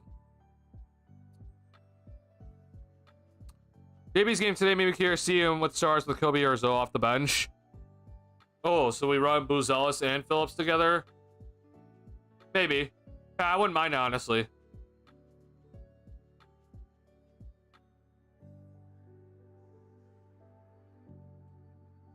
Sorry, hold on. Chrome is giving me some weird things right now. Hold on. I need YouTube open, bro. Chrome's like saying like, hey, you should close out the YouTube tabs. I'm just like, bro, I'm not closing out YouTube. I'm streaming right now. I would love to get one of the bigs from Florida in the second. Film is my favorite part of your streams. I appreciate it. Yeah, I still have not done my research on the draft, unfortunately. So yeah, you guys know more than me. I need to still take my time to do the research on the draft, which honestly might come in the off season for me. But yeah, I'm aware that we gotta do a lot here this upcoming draft, which we'll have 2 picks, assuming that the Bulls don't get caught for tampering or something like that and lose the second rounder. Okay. All right, we're gonna back it up here. So let's go over this play first. So this was the first play by Donovan. It's just we're gonna see Kobe here at the top of the key. I honestly think this is also a fine play, and it didn't result in anything good. We didn't make the shot, but I'll take this play, honestly. So Bulls run Spain action. Okay, so we see Vooch come up, set the screen, and Lonzo's gonna be here as well. Lonzo is kind of like the extra variable in this, which is why it's called Spain. Lonzo can set a back screen for Vooch, so if Vooch wanted to go hard to the basket, he could do that. Lonzo could also come up after the initial screen set for Kobe and come up and set another screen, right, for Kobe. Or Lonzo could honestly just flat slip it. So, Vooch comes up and set the screen. Lonzo can just slip it, right? And just go over to the top of the key. So here we go. Here's the Spain action. And we're going to see here, Lonzo's going to, it's not necessarily a screen, but the action is if he's setting a screen, Vooch dives hard to the basket, and Lonzo fades back out to the 3-point line here, okay? So the whole point of this, though, is that the defense for the Knicks has to switch properly. And as you can see here, 2 went to Kobe. And then Shamit then picked up Nikola Vucevic. And so that left Lonzo Ball wide open, bro. And so Lonzo got a wide open look. Unfortunately, he just didn't knock it down. So you just take that. I think it was a very nicely designed play at the right time. Made sure that you're basically forcing the Knicks to switch it. properly, and they didn't.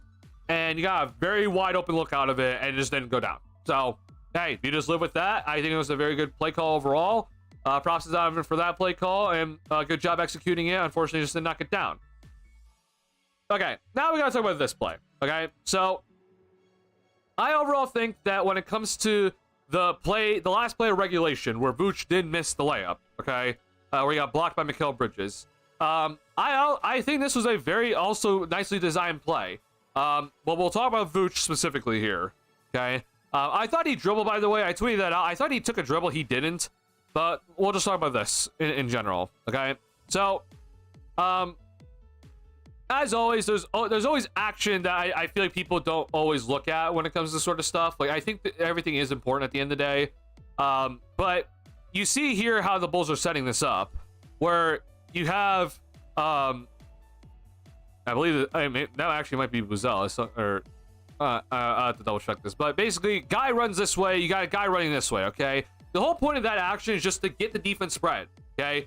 Because the corners are actually pretty, like, they're pretty, like, big areas to, like, be aware of in these sort of scenarios. So, like, the defenders have to pay attention, pretty much. And so you're going to see these guys lock and trail on these guys running out on the perimeter. And you see that it opens up all this space here for these two to set up their actions. So you see then the down screen by Vooch, okay? And then Kobe comes up here. And now you're going to see here that he has Precious Achiuwa on him, okay? So when Lonzo sees that Achiuwa does lock onto Kobe, okay, then immediately your plan is to go to Vooch, because now you have Kobe's man sealed by Vooch, ideally, right under the basket. And Lonzo recognizes that immediately. It's a perfect pass, okay? Vooch does a very nice job of getting Bridges right here and pinned underneath the basket. If you're Vucevic, you got to make this somehow. Now, again, I'm going to give Bridges a ton of credit for this play. This is an incredible play by Mikal Bridges. I was shocked. My jaw dropped when Bridges made this play. I was just like, you've got to be kidding me. Like, that's insane. That's the game, right? Like, if Vooch should make this layup, you would think. And Bridges just completely swatted it. So, at the end of the day, like, the play itself by Donovan was fantastic. It was a very well-designed play. You got exactly what you wanted. Vooch, I thought he dribbled, okay? I like, genuinely thought, like, he did, like, a crab dribble and, like, try to go up. He didn't dribble. So, if there's anything I have to criticize when it comes to Vucevic here, I think Vooch just needs to keep the ball high and just go up. Because when you watch this, he comes down with the basketball here, and that gives Bridges just an extra second to go up and get his bearings and then try to swat it. You know, if there's one thing that I never played basketball when it comes to, you know, any sort of professional league or anything like that. Didn't grow up on it, didn't play on a team or anything like that. But if there is one fundamental that I do know, and it's from my friend David, it's that if you're a big man, okay, and you've got the ball in the middle of the lane, try to keep it above your head as much as possible, right? And I think, honestly, on that play specifically for Vooch, he caught it out here, which I understand that, but instead of you bringing it back down here, like, just other hand it and go, right? Just go. Don't bring it down, because that's what gives the smaller defender a chance. Whether that's to swipe the ball, whether that's to, you know, recover and get the swat on it, whatever it is, okay, it just, you coming down with it and bringing the ball down here to your stomach area, that gave Bridges the chance. And ideally, you just catch it, which I understand that it wasn't like, the pass wasn't amazing, but it was a good pass, and he had to catch it like this. But instead of you having to come down like this, you know, just boom, go. And honestly, I could say that multiple times about Vooch this entire game, where I feel like he just should have just went up and he just didn't. But yeah, it is what it is. Once again, I think Billy Donovan did a fantastic job with this play call. You got exactly what you wanted. Nice pass from Lonzo, just go. And he brought it down. So It is what it is, unfortunately, when it comes to that. It sucks, but you gave the defender a chance and you got burned. All right, so let's talk about this play here. Okay, we're gonna talk about here the last play of the game, and we're gonna talk about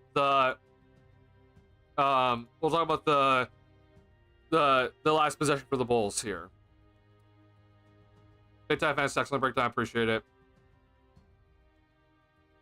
Not gonna lie, Carlos Boozer would have hit the jump hook. He probably would have. Boozer was also one of those guys, unfortunately, where he also kind of brought the ball down. But I think Boozer probably would have kept the ball high there. You would think, at least. I think he has 3 seconds. He'd have been all right. I don't know, bro. I actually think with Vooch there, like, maybe if he had 3 seconds, he gets the extra dribble. But it's like the overall kind of just execution of the bringing the ball back down. I think in general, it's wrong.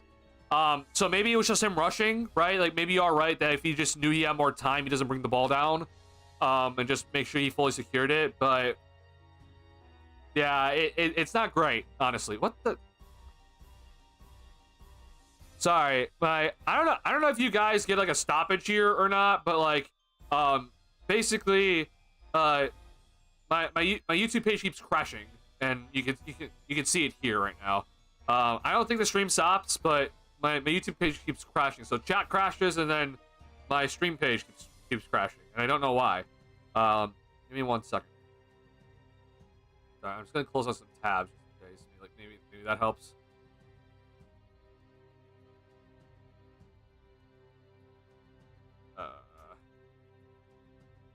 Is that Big Pen? What the? Sorry, hold on. I'm really annoyed here. Okay. Well, we gotta keep Epic Pen open for at least one more play here. Sorry, we're gonna pop out chat again. Okay. So, yeah, I don't know what it is with Vooch. There again, maybe he just rushed it at the end of the day, which is, I get it. You have 2 seconds, but that should have been a win for the Bulls there. I won't lie. Is he too old to dunk still? No, I mean, Vooch has made dunks. It's just, yeah, he just went for the layup, which is like, just go. Like, whether it's going to be a dunk or not, which honestly, he probably should have just dunked it. But I also understand, it's time, right? Like, if you don't think you have enough time, you probably don't slam it. So yeah, I don't know. It's just odd. I don't mind the layup from Vooch. It's just the whole bringing the ball down is the problem for me.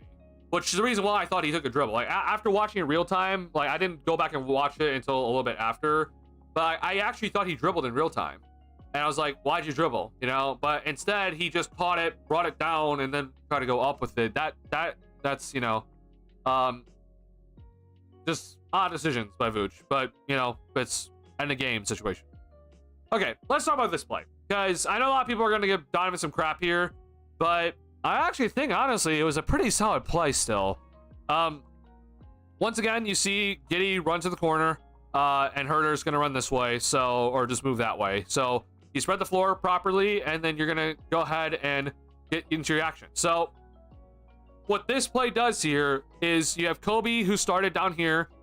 Vooch comes up, catches the ball, and you have Kobe come up and set a flare screen for Kevin Huerter, okay? Basically, though, as this play is happening, Vooch is just watching what happens. So if the defense messes up at any point, so like, let's say if two go with Kevin Huerter, right? Like, let's say Mikal Bridges and Landry Shamet both go to Huerter into the corner, then you give the ball to Kobe and he's wide open, okay? Vice versa, if two go to Kobe, then Huerter should be wide open for a backdoor shot, okay? But in typical fashion, though, the defense should switch. So you see here the defense does effectively switch, okay? Now, Shamet's a little bit late here, okay? And because of that little bit of lateness, that forces Achua to have to go out and switch onto Kobe, which that might have been the plan already in the first place, but I like that action because it does put like the defender that is guarding Kobe in a rough spot, because it's like, okay, do we switch this? Do we not? Et cetera, et cetera. And so the guy that then switches on to Kobe is then like, he has to recover, right? And so it typically does get you the switch. Like you're going to typically get the mismatch in these scenarios with this sort of action. I think it's like we've seen this play. If you're wondering, we've seen this exact play run for DeMar DeRozan many times. And I was honestly, if the Bulls got the mismatch, I'm fine. Like, I think it's a very solid play. And so right here, right, you got the mismatch. You got the mismatch here, which I would not go to that personally, but you got the mismatch here, which is exactly what you wanted. Okay, you have plenty of time. You got the mismatch, and Kobe is able to have the ball here at the top of the key with the proper mismatch, and you still have 5.76 seconds left to go on the clock. Okay, that's plenty of time. So at least for me, what Donovan did here in terms of drawing up this play, perfect. Like, I honestly think it's perfect. I think everything that we wanted to have happen happened in this play. And you got exactly what you wanted with over 5 seconds left to go. And if there is anything for Kobe that I am extremely critical about, it's like, how did you not get more separation here? If you're wondering, I'm fine with you going for the win here. You don't need the 2. I know everyone wants to, like, well, why'd you go for the 3, you know, all the time, where everyone like is like, why shoot the 3? You only need a 2. You're on the road, okay? You're already in overtime. You already played it overtime, and it was already pretty damn close. I'm fine if you go for the win, honestly. It's just kind of like an unwritten rule in basketball, where it's just like, if you're on the road, you have this sort of chance, like, you go for the win. It's just honestly probably the better decision overall, because if you go for the tie and you just go to another overtime, like, you're at home court disadvantage, you're playing more minutes, also and especially in this case, you're not the better team. The numbers just honestly should just say you just go for the win. But for Kobe specifically, I think he was trying to draw the foul here and try to get the free throws, and right here, he doesn't create any separation, which he needs to create the separation here. He tried to push off. He's kind of off balance, and this is not good enough by Kobe. I think he was sort of in a rush to try to get into his bag. He ended up with Achua doing a fantastic job, by the way, so give him credit. I'm not going to be here just like, oh, Kobe completely messed this all up, but, you know, he didn't do a good job. But Achua did a damn good job here, honestly. And unfortunately, this is where, if you're going to be critical of Donovan, maybe this is the problem, which is that, like, what's the secondary play here? Like, if the initial play doesn't work out, where if Kobe, let's say, somehow, like, just gets trapped or something, then what's next? And I actually do think that the release valve was to Lonzo, but Kobe sort of panicked and just threw it to Vooch, and, you know, here we are. Like, the Bulls got a shot. Obviously not a very good one, but yeah, not ideal. Yeah, so in the end, I think Donovan did everything that he was supposed to do. I think the action got exactly what you wanted. You got the top of the key mismatch with 5.6 seconds left to go. That's plenty of time. Kobe just didn't effectively create space, and that's just something you have to live with, unfortunately. Just like how, you know, I said it, like, if DeRozan takes a shot, you know, mismatch, like, you got the mismatch, you just missed it, you just gotta live with it. You got the look at the end of the day. So if you're wondering why people are, if one of those people are just like, well, why didn't, like, we try to, like, set up a play where we got, like, immediate shot? Well, if you take the immediate shot, like, let's say you inbound it and shoot it immediately, then the Knicks are gonna have like 4 or 5 seconds left to go, like, if you make the shot. So then you basically give the Knicks a chance here, and you don't want to do that, right? Like, you want to try to milk as much time off the clock here. Hence why you don't, like, have, like, a set play where it's like you try to get a catch and shoot opportunity out of the inbounds pass. So again, I think honestly it was fine just to watch this one more time here. I do think that the release valve was maybe Lonzo, and so maybe this is Lonzo's fault, where maybe he recognized it too late and, like, he needs to come up higher quickly, or didn't come up higher quick enough. But yeah, I do think that the release valve was probably Lonzo, and it was probably going to be a Lonzo ball 3 to try to get for the shot at the end there. But Kobe sort of panicked, tried to do the step through, tried to maybe draw the foul, and threw it to Vooch instead. So pretty bad decision making by Kobe. Not good execution by Kobe, obviously, in terms of not being able to create space, which he needed to. And maybe the release valve wasn't fully properly set for Lonzo and Kobe, honestly. But who knows? We'll never know. We don't have that unfortunately, when it comes to knowledge of like what was the exact play. But we got to see, I think, a pretty well drawn out play by Donovan, and at the end of the day, just you live with the result. So expect this honestly moving forward a lot more. Like I think Donovan, like if you run that play with like similar situation and you just didn't get the shot off, or it's just like you put the ball in Kobe's hands hoping to get something out of it and it just didn't go your way, like hey, it is what it is, unfortunately. So it's not like you really have another guy right now. I know it's like everyone's like, well, trying to get Vooch involved. Like that's a scary thought, because if they do trap Kobe, then it's a pretty messed up play. You don't have another timeout to work off of. So we'll see. I'm just kind of just like, it's all right. It's an all right thing at the end of the day. I understand people are going to disagree, but I have been critical of Donovan a lot this when it comes to this sort of stuff. I don't think it's that bad, honestly, today. I think what Donovan did, in my opinion, in terms of the out of bounds timeouts, out of bound or inbound plays, out of timeouts, I think was very solid. So just on the players to execute. And unfortunately for the Bulls, Lonzo missed a wide open 3-point shot. Vucevic messed up on a layup attempt, which he should have absolutely made and won the game. And Kobe couldn't create separation. So you had 3 chances, and I think you can't really blame the coach at that point, where it's like you had 3 good chances. At least two of the 3 at the bare minimum were very good chances. The third attempt, you got everything you wanted, you just didn't execute it right. So is literally one of the first games I actually like to play you drew up. Yeah. I mean, there have definitely been times with Donovan where I've been like extremely critical of like what was this play drawn up. It very clearly didn't have an easy inbound play, where the Bulls got the 5-second call against them. I'm just like, what is Donovan doing? Yeah, that's where I am very critical of Donovan for sure. But yeah, I do think that this was all right today. Yeah, I'm biased because we played him so well against them, but I'm not that high in the Knicks come the postseason. I'm also not that high, and it's only just because Jalen Brunson's your best player. If it becomes their best player, then it's a different story. But I still do think that the whole, if you have a small player that's like 6'3" and under, like they can't be your best player on a championship level team. And so for the Knicks, it's just like, I don't think you win against Boston. And you might run into a Pacers matchup in the first round, and who knows? Like maybe they beat you. Like I mean, I doubt it, but like they could.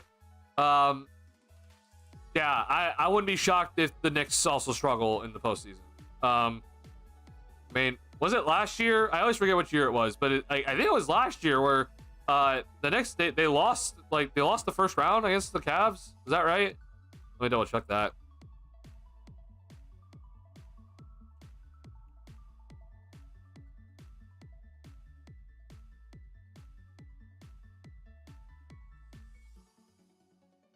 No, I'm thinking incorrectly. But they lost to the Pacers, right? Was it 2023 then? It might have been 2023 then.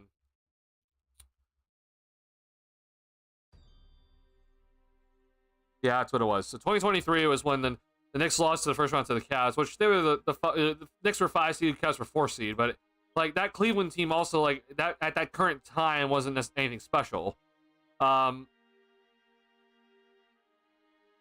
wait, no, they beat them. Wait, I'm so confused now. Sorry, New York won. Honestly, bro.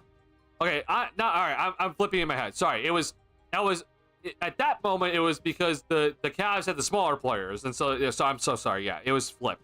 Knicks won, but then they lost to the Miami Heat. That in the conference semifinals 4-2, which is just like. Then it was the whole discussion of like, well, can Jalen Brunson be your best player on a championship level team? And it's like, I don't know, honestly. Yeah, I don't know. I think the Knicks could struggle. Now, if Cat can like, be the superstar that we all hoped he would become, and be the best player, then I think it's a different story. But yeah, I wouldn't be shocked if the Knicks have some struggles, because I think Brunson, unfortunately, like as good as he is, when you just don't have the size when it comes to a slower tempo in the playoffs, like it's harder. I think they beat Detroit, but it's just like, if kind of like some weird things happen where like maybe they fall down to the 4 seed or something, and then you face the Pacers like 4 or 5 matchup in the first round. Like, I don't know how I feel about it. And I know that the Milwaukee Bucks, the Bobby Portis thing is kind of ridiculous to what we just got news about today. But like, at the end of the day, if it's Bucks versus Knicks, and you have Giannis versus Brunson, like, I'm aware that you can maybe argue that the Knicks supporting cast is better, but the best player is on the Milwaukee Bucks. So if you happen to face the Bucks in the first round, yeah, I see it being a serious issue. And unfortunately for the Knicks, I don't think you're catching Boston, and you're definitely not catching Cleveland. So you're kind of stuck at the 3 seed at the highest. You might fall lower. But yeah, it's going to probably be a little bit rough for you. And, it's not even to mention, like, Tom Thibodeau's minutes and everything. Like, come end of the season for these guys where they lead the league in minutes and everything. It's just like, ooh. They might just be exhausted at the end of the season, bro. How many minutes? Yeah, bro, like, I'm sorry, man. It's like, you just got back from the All-Star break. Precious Achiuwa played 46 minutes today. Mikal Bridges played 43. Towns played 42. Jalen Brunson, they're trying to watch him a little bit more, but he played 38. Like, granted, I know there was an overtime, but it's just like, holy shit, bro. Like, not every Bulls player was in the 40s. The only player in the 40s was Kobe. Like, Tibbs is just insane. Like, the dude runs like an 8-man rotation only, sometimes a 7-man. Ugh. By the way, Brunson and Towns on the same team drives me absolutely nuts. They scream and cry every time they have the ball. Oh, yeah. Brunson's definitely a foul baiter. Towns definitely screams a lot. Like, I don't think Towns necessarily tries to bait for fouls, but he definitely does, or like complain a lot, and that is annoying for sure. They have a back-to-back tomorrow too. Oh my god, they have a back-to-back? Oh god, playing an overtime game today was honestly the worst case scenario for them. Spurs looks like they're gonna win this game, which is great for us. A lot of people thought that the Spurs might fall below us now that Wemby's gone, but they're gonna win against the Suns, so that's good. No, and then they face Cleveland tomorrow. That sucks. Cleveland won today pretty convincingly, so they should be rested. Yeah, god, bro, that Jesus, bro. Yeah, I wouldn't be shocked if the Knicks don't really come out playing well tomorrow, honestly.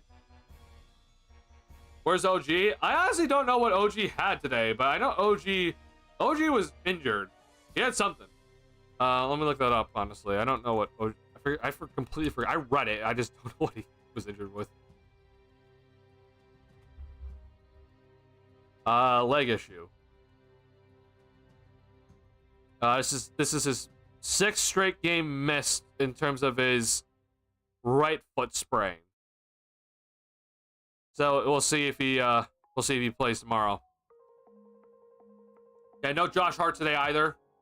So, if Hart plays, then you'll have a fresh body tomorrow at least. But yeah, oh god, man, they played a lot of minutes tonight already. Good luck tomorrow. I wish you luck. Okay. So a couple other things. So I do want to just quickly talk about Patrick Williams and his injury. So P. Will, as we know, he left the last game before the All-Star break. And it was kind of talked about how it sounded like he banged knees, but like he was in some pain in that game. And we saw him like take a towel and slam against the seats because he was upset about the pain. Which, I don't blame him, honestly. But then, we're getting some updates, like, everyone practiced, I think it was Tuesday, we got like updates, like everyone practiced for the Bulls. And it's like, okay, great, awesome. And then we get this today we got notified about a potential, like, P. Will might miss tonight, I think yesterday. But then we get this today, where we get a medical update for Patrick Williams, where he received a platelet-rich plasma injection to treat tendinosis in his right knee. He'll be reevaluated in 2 weeks. So as I always say to people, reevaluation is you don't come back in 2 weeks. Okay, you're gonna get reevaluated in 2 weeks, which means that he's gonna get looked at in 2 weeks, and then they're gonna probably set another timetable for him to return. All I'm just gonna say is just that he's probably out for the season now. Because if you're the Bulls at this point, it's just like he's dealt with injuries all season long. This knee has been sort of an issue, kind of, or his leg overall has been an issue kind of all season long. He's kind of dealt with some things with it. So I personally just would not be shocked to just shut him down for the rest of the season. Now, if you don't follow Drew Stevens, who works for Chicago Sports Network right now, he tweeted out saying that it might just be in the best interest for the Bulls just to shut down Patrick Williams for the rest of the season, so he can come back, have an extended off season, and hopefully come back and have a full season. Okay. As you can see here, it's like give P. Will rest of the season off, hope with extended off season, improve health moving forward, and clean runway for a 6th season. I'm just like, boy, where have we heard that one before, bro? If you wonder if we've heard that one before, it's because Patrick Williams last season had an extended off season because he got surgery in March, if I'm not mistaken. And so he had an overall extended off season, which again, it's not a long off season, but he got extended off season. He didn't play for a while. And it was all in hopes for that he would come back after the off season and have a injury-free 5th season after this new contract. And as you can see here, not happening. He's been injured many times. So, look, once again, I just want to make this clear. When it comes to injuries, I don't ever think you should ever blame a player for the injuries. Blaming a player, at least in my opinion, is the wrong thing to do. I think when it comes to any sort of injuries, you should be trusting the player, for at least the 99.9% of the time. Okay. For Pat, unfortunately, when it comes to him, again, not his fault. What I'm about to say, when it comes to this, I just think that we're gonna have to just understand that he might honestly just be made of glass. And I even tweeted this out. Okay. No one should ever blame the player for this thing. Okay, you may just be, injury riddled. But at the end of the day, you should not be blaming the player, okay? But it is unfortunate that you might just have to come to the conclusion that he might just be made of glass. And that has to be part of your calculus moving forward when you're kind of, building the team, making decisions for the team, not necessarily for your draft stuff. Obviously, when you're drafting, you should be looking at physicals, but I don't want the Bulls just to go out and draft the 4 now because it's like, oh well, P. Will's just injury riddled and like he's not going to play anymore. That's not what I'm saying. But in terms of like, maybe the Bulls do go and add a wing this offseason. The Bulls have the non-taxpayer mid-level exception to use. Like if they need a wing, like yeah, you have P. Will, but like let's be honest with ourselves, like he's probably not going to be healthy for the entire season. So he just unfortunately might just be made of glass. That's not his fault. I understand like people are gonna talk about like he's added weight and everything. Again, not his fault. I don't think he's out of shape or anything like that. It's just the person he is. Just in his DNA, he's just made of glass. So, it's frustrating as hell to see this for P. Will because he's had overall a really disappointing season, and it's obviously his first year of his new contract that's looking worse and worse by the day. Obviously, injuries kind of take into part of the, contract value of a player. And, if he's getting paid $18 million a season to only play half the games, it's looking pretty awful. So, yeah, I'm not happy overall with how this is going. I do think that he might honestly just be a bench player moving forward, and this contract's going to haunt us. But, yeah, I'm hoping for Pat that this works out. He's going to be able to come back in like 3 weeks and play, at least the end of March or something, and we'll be okay. And he'll have some, nice stretches before the end of the year. But I honestly think that Pat's just out for the season at this point. I mean, it's crazy to kind of think about. I understand we have 27 or 26 games left to go here, but we're in February, bro. I mean, it's February 20th now. I mean, the All-Star break took 8 days away from the season. So, we're almost at the end of the year. So, end of the season. So I just think that for Pat, he's probably just shut down for the rest of the season. It sucks, but it's probably the correct thing to do. You're not trying to win anyway, which he wasn't really helping with that in the first place. But his health is always most important. So hope he gets right. Hope that things work out. My biggest fear is that he's going to have to go under arthroscopic knee surgery this offseason, because I think that's kind of where we're heading.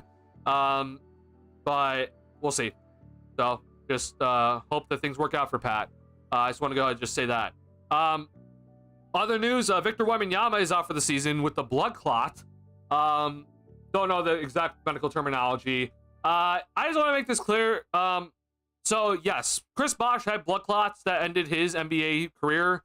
But I think with Chris Bosh, they caught it pretty late, and it traveled up to the lungs for him, and it just, at that point, it's just unrecoverable for him at that point. So I think for Wembanyama, I'm happy that they caught it. I don't know what sort of stage that they caught the blood clot in, but I'm gonna hope it's early. It is scary to think about, but because he is a lanky, very lengthy, skinny dude, it is possible, right? It's not unheard of for a guy like him. So that is a very scary thing. Obviously, we're talking about, people are talking about survival rate at this point, and you could die from these. Obviously, that's the biggest concern, but if we're past that concern, then it's like, what's his career look like? He's out for the rest of the season, which is pretty devastating, because he's on his way to getting Defensive Player of the Year, the Defensive Player of the Year award easily. So, it would be really devastating if he just can't play anymore due to this. But I hope that's not the case. So I'm hoping nothing for the best for Wembanyama. Obviously, for NBA ratings, it's going to be even worse moving forward. But it is what it is. In terms of when it comes to when it relates to the Bulls here, the Spurs won tonight against the Suns. I'm assuming, at least, unless they somehow blew it. But they should have won tonight against the Suns, and they did. Okay, good. So yes, it does have implications of our lottery stuff here, but the Spurs are coming into tonight. They were 2.5 games ahead of us, and now they should have gained a game on us because we lost tonight. The Spurs won.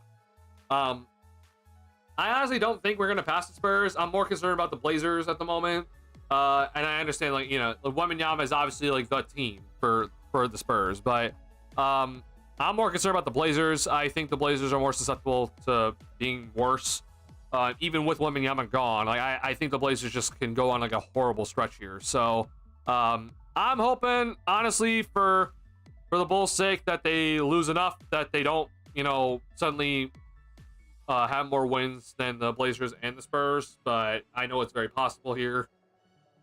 But I'm more concerned about the Blazers. But overall, I think that the Bulls should be okay, knowing that the March schedule is pretty rough on them. So we'll see how that works out at the end of the day when it comes to that. Okay, am I missing anything that we need to talk about? Because if we don't have to talk about anything else, then I want to go ahead and make some announcements here to kind of give you guys some stuff to go ahead and look at. Some fun and exciting things that I hope that you guys are going to be excited about. But let me know right now. I think we covered pretty much everything that I want to talk about. We talked about the P. Will thing. Just really quickly again, concussion protocol for Jalen Smith. We'll see about Audasumu's status moving forward here. Talk about Wembanyama and his whole thing. Oh, Bobby Portis, that's what it was. Yeah, that whole Bobby Portis suspension is nuts. I read the entire thing. He apparently was taking the wrong medication because his assistant was, thought the medication he was taking was a different medication. That's pretty wild. I won't lie. I'm aware that, the league has this very big anti-drug policy, and, as they should. It's just that, it's just crazy, though, that, Bobby gets a 25-game suspension, but, there are players, bro, where they've been, almost convicted of assault, and it's just they got no suspension. Miles Bridges got a very small suspension. So yeah, that's all I'm gonna say about that. Bobby, obviously, he took something that was wrong, but he didn't do anything wrong to someone else. So, but even from what I've heard, that wasn't even a steroid or anything like that. It's not even performance enhancing. It was something just to relieve the pain. So like, it wasn't even gonna it's not gonna help him play better. But you know, it is what it is. I'm not a doctor, so yeah, that's just a wild thing. What's the likelihood that Trey gets a roster spot next year? It's probably pretty low at the moment, but I mean, we'll quickly look again at the multi-table or the multi-year table. Like, so here's next year, okay? So if you're wondering who's potentially gone, so THT is definitely gone. Giddey's unrestricted free agent, and then Trey Jones. Okay, like those are our only free agents that are on NBA contracts. Oh, I forgot to talk about Jameer Young, by the way, and Adama Sinobi getting waived. Oh, we'll talk about that. I mean, again, like, assuming that, you know, you're gonna hope that Vooch is gone. I have my doubts about that. You're stuck with Javon Carter. I'm sorry, but maybe Dalen Terry's gone. Like, maybe you just move on from Terry, which, you know, sure. But like, unless you go ahead and move some of these other guys, which again, I think these guys are dead weight. I think Herter and Collins are dead weight. So maybe trade Kobe, right? If they trade Kobe White, then he probably has a higher likelihood of staying. But I won't lie, with kind of just everything going on, with this Bulls team, with so many guards on the damn roster, and my YouTube just messed up again. With so many guards on the roster, and just kind of how things are working, like, yeah, I don't know. I think it's a pretty low likelihood that he does stay on the roster. And then the other thing to keep in mind is that he's an unrestricted free agent, so like, he can go anywhere he wants to. So the Bulls, like, they have his bird rights, if you're wondering, so they can re-sign him over the salary cap to however much money that they want to give him. But the non-taxpayer mid-level exception is going to be about $14 million next offseason. So you know, maybe a team is willing to take that risk on him. I doubt he gets that much, but who knows? So yeah, Luka looks a bit shaken since the trade. That is also a thing. You know, he didn't play well against the Hornets. I think he's out tonight, if I'm not mistaken. Yeah. First and foremost, again, just like I talked about with Zach, when you miss a lot of time and you come back, you're gonna be rusty. So I'm not too shocked that Luka hasn't exactly looked the best. But then you go and have another break after you're trying to get back. It's just gonna mess you up even more. So Lakers fans need to be patient. They just need to. I think Luka will be fine. But he has looked a little bit, you know, rusty. Got record confidence having to org. You expected to play your career for a trade and trash talk you. I think that could definitely, you know, hit a lot of players' confidence. But when it comes to Luka Doncic, I don't know if it really does. Maybe, honestly, you know, he is human at the end of the day. But I feel like out of all people, it wouldn't wreck his confidence specifically. But maybe. But yeah, there is a possibility. If DT leaves and Carter THC stays, I'll be hot, lol. I think, unfortunately, with Carter, you're kind of just stuck with them. Like, I mean, maybe someone's gonna be willing to take that $6 million off, or basically $7 million, but like, I wouldn't personally. But I mean, I would hope to God you'd be able to get his money off. I will agree though, if we keep THT over DT, that's a problem. I agree with that.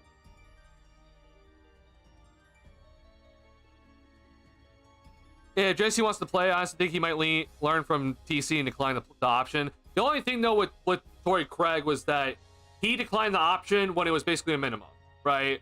Or it was like very close to the minimum. It was very low. With Javon Carter, you're getting paid basically $7 million. So like, that's kind of hard to turn down. I said though that Torrey Craig was going to turn down that initial like he was going to turn down his player option. Like, I said he was going to do that.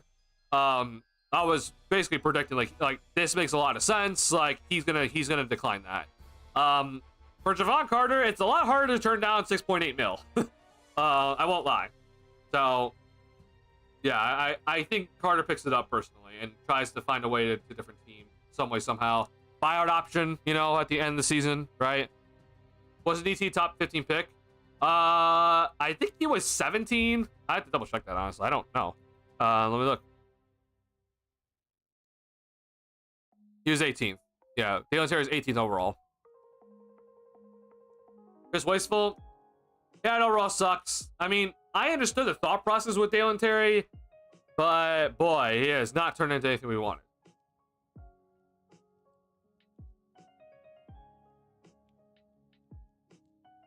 Oh, sorry, yeah, TC picked up the option. That's correct, yeah.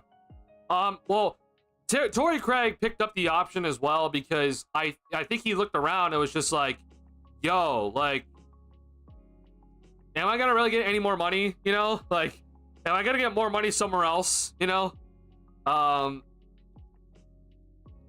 yeah, like it made a lot of sense in my head. Like, you pick up the option because you're gonna get paid just a tad bit more than the minimum, and you're most likely, at least in his head, he thought he was gonna get some playing time. But if you don't, then you get traded on a minimum, which is easier to get traded on, which you didn't. But you got bought out on a minimum instead. So, you know, it kind of worked out for him at the end. He's gonna go try to win a ring with the Celtics. So, yeah, I was saying that it made sense for him to pick up that option. It made a lot of sense. Sorry, I keep flipping things in my head.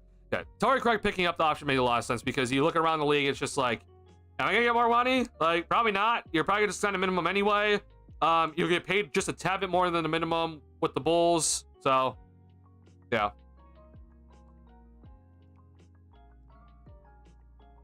Yeah, I know he's a project guy who needs a couple years. He was raw at Arizona. They knew he was a project guy. It was just that it was basically betting on if his three-point shot would come around, and then I think they thought that he'd be a better, like, overall, like, point guardish type player from what they saw at Arizona. And I won't lie, I kind of think that they were like panicking about the Lonzo Ball injury, and so they're like, oh, you know, can we get like a Lonzo Ball replacement, which is not what you should be doing in a draft. And so they tried, and it, you know, didn't work out, obviously. So I unfortunately just don't think DT has, like, he's not gonna be one of those players where it's just like, you know, miraculously like 25 years old, he's gonna like suddenly have like a breakout year. Those guys are pretty rare, and I just don't think DT has that in his game. But, you know, I'm hoping enough for the best. I mean, maybe the Bulls keep him next year and like it just suddenly clicks. I mean, his 3-point percentage has been okay this year, I think. He's shooting 35% this year from three, so it's a significant jump up. It's just that it's not consistent enough. Like, he'll go on like streaks where it's just like he'll miss like 10 in a row, and then he'll make like, you know, his like 5 out of his next 10. So yeah, I think defensively he is still pretty solid defensively, like, especially against guards, but it is just, you know, lack of ability to finish at the rim. His ball handling has gotten better, but it's not enough to the point where you can reliably give him the basketball and trust him to drive effectively in traffic. 3-point shot not there consistently enough. Can't shoot off the dribble. Yeah, it's just a very limited player. So sucks, but, you know, it is what it is. I mean, he's unfortunately more Matisse-Thybulle than what we were hoping, like, to be, I don't know, like Lonzo Ball sort of esque, you know.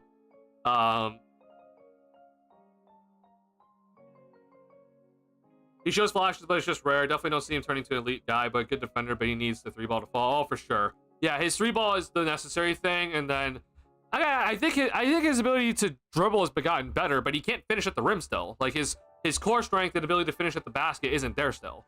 That's the problem. Like, if you're not going to be able to finish at the rim consistently for a guy that doesn't get many shots anyway, like, you know, problems.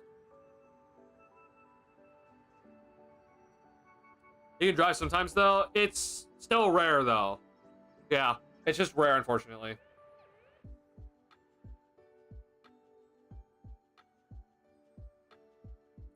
Yeah, so I'm hoping for nothing but the best for DT. It's been unfortunately, it's been a pretty disappointing year. But it's been better than obviously the previous years overall. So I guess there has been growth, but it's not enough growth. Like, you know, it's great to see guys improving. It's just that if you don't improve enough to the point where you're reliably in the rotation, like, it might just be time to cut bait. You know. So, I mean, for the Bulls, if they keep him around, it's a pretty low risk, you know, thing. Like, if he turns out to be great, awesome. If you keep him around, just turns out to be nothing, then it's just like, okay, well, we paid him $5 million to just do nothing this year. It's not the end of the world. He'll have a restricted free agency. You know, you have a chance to maybe sign and trade him or whatever. I don't know. You have a chance to trade him, honestly, next offseason. So, but yeah, I don't know. It'll be interesting to watch. I just think at this point, because, I mean, great. Like, we drafted him when he was 20. He's now 22. Soon to be 23. It's just, yeah, it's just time. Like, maybe it's just time to just move on from him. I appreciate, yeah, he's tried. He's given a lot of effort to try to improve his game. I see his dribbling ability getting better, but he's not Io. He's not obviously Kobe, and he can't shoot the 3-ball like how Kevin Huerter's supposed to shoot it. So, you know, just bad. It's just unfortunate for him at the end of the day. All right, y'all. Couple of announcements here as stream is gonna be coming to an end soon here. So don't go anywhere just yet. We're gonna be streaming for a little bit more here, but if you have not already hit the like button on the stream, please do. Helps me out a lot. Once again, thank you to Tyler and Charles for the super chats today and showing the new notifications that pop up on screen for you guys. So I'm happy that my stream notifications now work, and the overall the stream alerts are working, and I'm overall really happy how it looks, man. I'm happy the ball bounces in the little GIF that I made. So fun stuff with that. So I took, honestly, I won't lie, it shouldn't have taken me a while, but it took me a while to figure everything out with stream elements. So happy it's working out. But more announcements though for today, as I do want to go ahead and show you guys some cool things that I have been working on. And because I know that the off season is coming up soon here for the NBA, the plan is, if you're wondering, we're not gonna be like, I'm not gonna just be like taking like the off season off completely as usual. I always make videos, but I still want to continue streaming whenever I have just extra time, or and maybe it's in the off season. So first things first, I do want to show is this the gaming channel that I've been talking to you guys for probably almost a year at this point now. It is officially live. So here's the link to the gaming channel. For now, it's just called TheSlamDuncan Gaming. We can change that name, whenever we want to, honestly. But that is the link to the gaming channel. It is officially up, and we have the channel officially up and running. I do have one video posted on there. Don't worry about that video. That's a video I made for Valorant that was for like last year. So don't worry about that video. If you do want to watch it, go ahead. But that's VCT stuff. I'm just gonna keep that up there for now, just to show like, hey, it's me. But my gaming channel is officially up. So if you want to go ahead and subscribe to that channel right now, go ahead. Plan is for that channel, we'll be potentially streaming on it. We'll see about that. I'm hoping to be streaming on it. But definitely Valorant stuff on there. We're gonna be probably doing some Minecraft stuff. We'll see. I'll be talking to my guys about it. And then if you like Pokemon, I also like Pokemon, but it might also just kind of be like a highlights channel as well for just kind of some of the stuff that I do. So in terms of videos. But yeah, I do hope to be streaming on that channel. Have not streamed on that channel yet or anything like that. It's pretty much a brand new channel that I made I think last year. I don't actually remember when I made it, but yeah, it's like a year old channel, but it has there's really nothing on it besides that one video. So go ahead and subscribe to that if you want to see any sort of like the gaming content that I have planned moving forward. But the biggest news is that and it's not officially done, but I did get this up and running, and that we have officially, the Twitch channel is live officially. And I'm very happy to be having the Twitch channel at least live, and like have a Twitch channel for you guys to go and look, support, or just go to. So that's the link. So still TheSlamDuncan Gaming. It's not fully done. I still gotta just kind of make all the graphics and everything like that. But the alerts and everything I have ready and stuff like that. So when I do decide to stream, which we'll see when I do that, if I have that planned soon, if I do stream. But I'm looking for, yeah. But basically though, I mean, if you're wondering, I have a 99 overall my player on NBA 2K13 that I've still continued to play to this day. And because I mean, NBA 2K at the end of the day, it is NBA, so like this is an NBA channel. I've streamed this game on this channel before, and I might still do it on this channel. But it is a video game, and also I play on the Mavericks, and this is my career, so it's, you know, this is the Bulls channel, right? So I just don't want to have that sort of conflicting thing going on. The plan is to have that being streamed on Twitch as well, and so I'm planning to try to just, you know, Twitch streaming out. I've never done it before, honestly. Never done a test stream once. So I'm just gonna try to do new things, honestly. And I'm honestly just looking forward to it. I think it's gonna be like kind of like a fun experiment for me. And I hope to honestly just kind of bring some of you guys over and we'll have some fun, you know. We'll talk about other things besides basketball, which, you know, we can still obviously talk about basketball over there as well. But if you're at all into Valorant, please let me know. Like, I'm willing to always talk Valorant and other such. So yeah, I overall think it'd be like a fun thing to just kind of look into. So I don't know, honestly. Can one of you guys tell me, does the Twitch channel, is there a follow button already up there, or is that not up there yet? I tried looking for it, and like I can't fully tell. But I don't think a follow button is actually up there, but let me know. That'd be good info for me. But if you have not already, I hope to, if it's not up there, then I hope to have the follow button up there soon. But if you're able to follow, then go ahead and follow now. So I'm not sure, honestly. I'm still lost with it. I've been trying to kind of figure it out. Yes, it's there. Okay, perfect. Awesome. So, all right. We'll go ahead and follow that now if you're interested in my gaming stuff that I have planned. And we'll you sign up first though. Oh, okay. Don't worry about signing up then. If you need to sign up, don't sign up then. But yeah, that's gonna be the channel though. I'm just gonna try it out. Again, I have never done Twitch streaming before. I just want to see how it works. And again, we're gonna potentially also have the gaming channel, the YouTube gaming channel, also for stream. So I'm aware a lot of people on YouTube like YouTube streaming. I'm also that type of person as a viewer, but I do want to try Twitch streaming just at least once, just to kind of see how it goes, and just see if I enjoy it or not. So yeah, I think it'd be interesting. But once again, I just want to make it clear. Just because I'm announcing this sort of stuff, that does not mean that this channel is going anywhere. Okay, no matter what, this channel is always first priority. So always stick to this channel if you're wondering about updates about anything. My Twitter, as always, like if you have any, you know, sort of updates there, or if you want updates from me.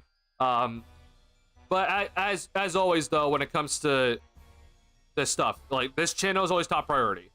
This channel is not going anywhere. We are going to be continuously doing Bulls post-game content on this channel, and we will be continuing doing Bulls videos soon here. I don't know if I'll be able to get into the season, but definitely in the off season I'll have time to make videos. So yeah, I no matter what, again, just this channel's not going anywhere. Just because I'm announcing this does not mean like, oh, it's top priority or anything. No, this is always top priority. Bulls content is always top priority. That's the thing I want to do the most. And so I want to make that very clear. This is the most important thing and will always be the most important thing. So this channel is not shutting down. This is always going to stay here. Yeah, and that don't think any differently. So yeah, I want to just make that really, really clear to everybody. But I do want to try just some different things just to see if I like it or whatever. And yeah. Q&A's early Bulls streams I can tolerate. Yeah, I appreciate that. Honestly, it means a lot, Tyler. Like, it means a lot that I have at least, you know, some audience in the Bulls community that are really, you know, eager or just willing to listen, you know. So thank you guys a lot. You guys as a community have been awesome. And it's honestly, you guys are the reason why I'm like even confident enough to kind of do this sort of like experiment with like the gaming stuff. I can't promise consistency because this is the consistent thing, but you guys are at least allowing me like just the confidence to go ahead and like just try something different. So I sincerely do appreciate it, and I sincerely do appreciate all the support on this channel as always. My Twitter, here's my link to my Twitter, is also always in the description of the live stream. So if you want to go to the description of the live stream, it should also be there if I'm not mistaken. Sorry, 1 second. Go up, please. Thank you.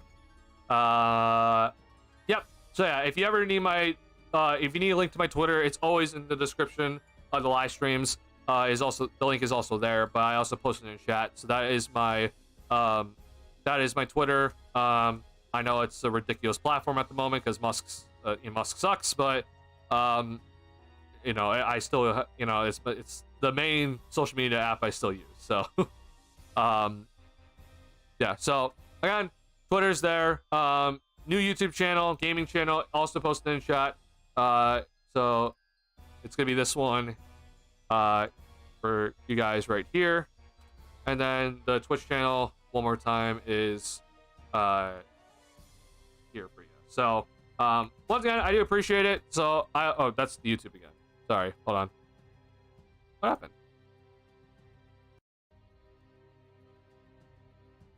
Control C. Thank you. I know that some people always watch the VODs here, so they'll get these in the comment section down below as well. So if they are interested in that. Sorry. Where did my live? Okay, there we go. Perfect. Yeah, thank you guys so much, honestly, for this. Like, it's giving me the confidence to go in and do this sort of thing, and I think we'll have some fun with it if you decided to tune in every now and then on the gaming stuff. So thank you guys a lot. It truly does mean a lot that I have the community to kind of do this sort of thing. And yeah, I just an experiment just to kind of see, and I hope that you can understand that and maybe enjoy it alongside with me. So again, thank you. All right, so to close out the stream here, as we usually do, preview the next game here. Bulls gonna be taking on the Phoenix Suns on Saturday, and it's a 4 o'clock p.m. Central Time start. So it's a weird time. 4 p.m. on Saturday at the United Center. Kevin Durant and co will be coming into town. I mean, the Suns have been bad, so I wouldn't be shocked if the Bulls win this one. Suns just lost to the Wemby-less Spurs tonight, so it'll be interesting to see how this game's gonna go for the Phoenix Suns and the Bulls. But once again, it's gonna be a 4 p.m. Start. It'll be a 4 p.m. start for the Phoenix Suns and Chicago Bulls game on Saturday.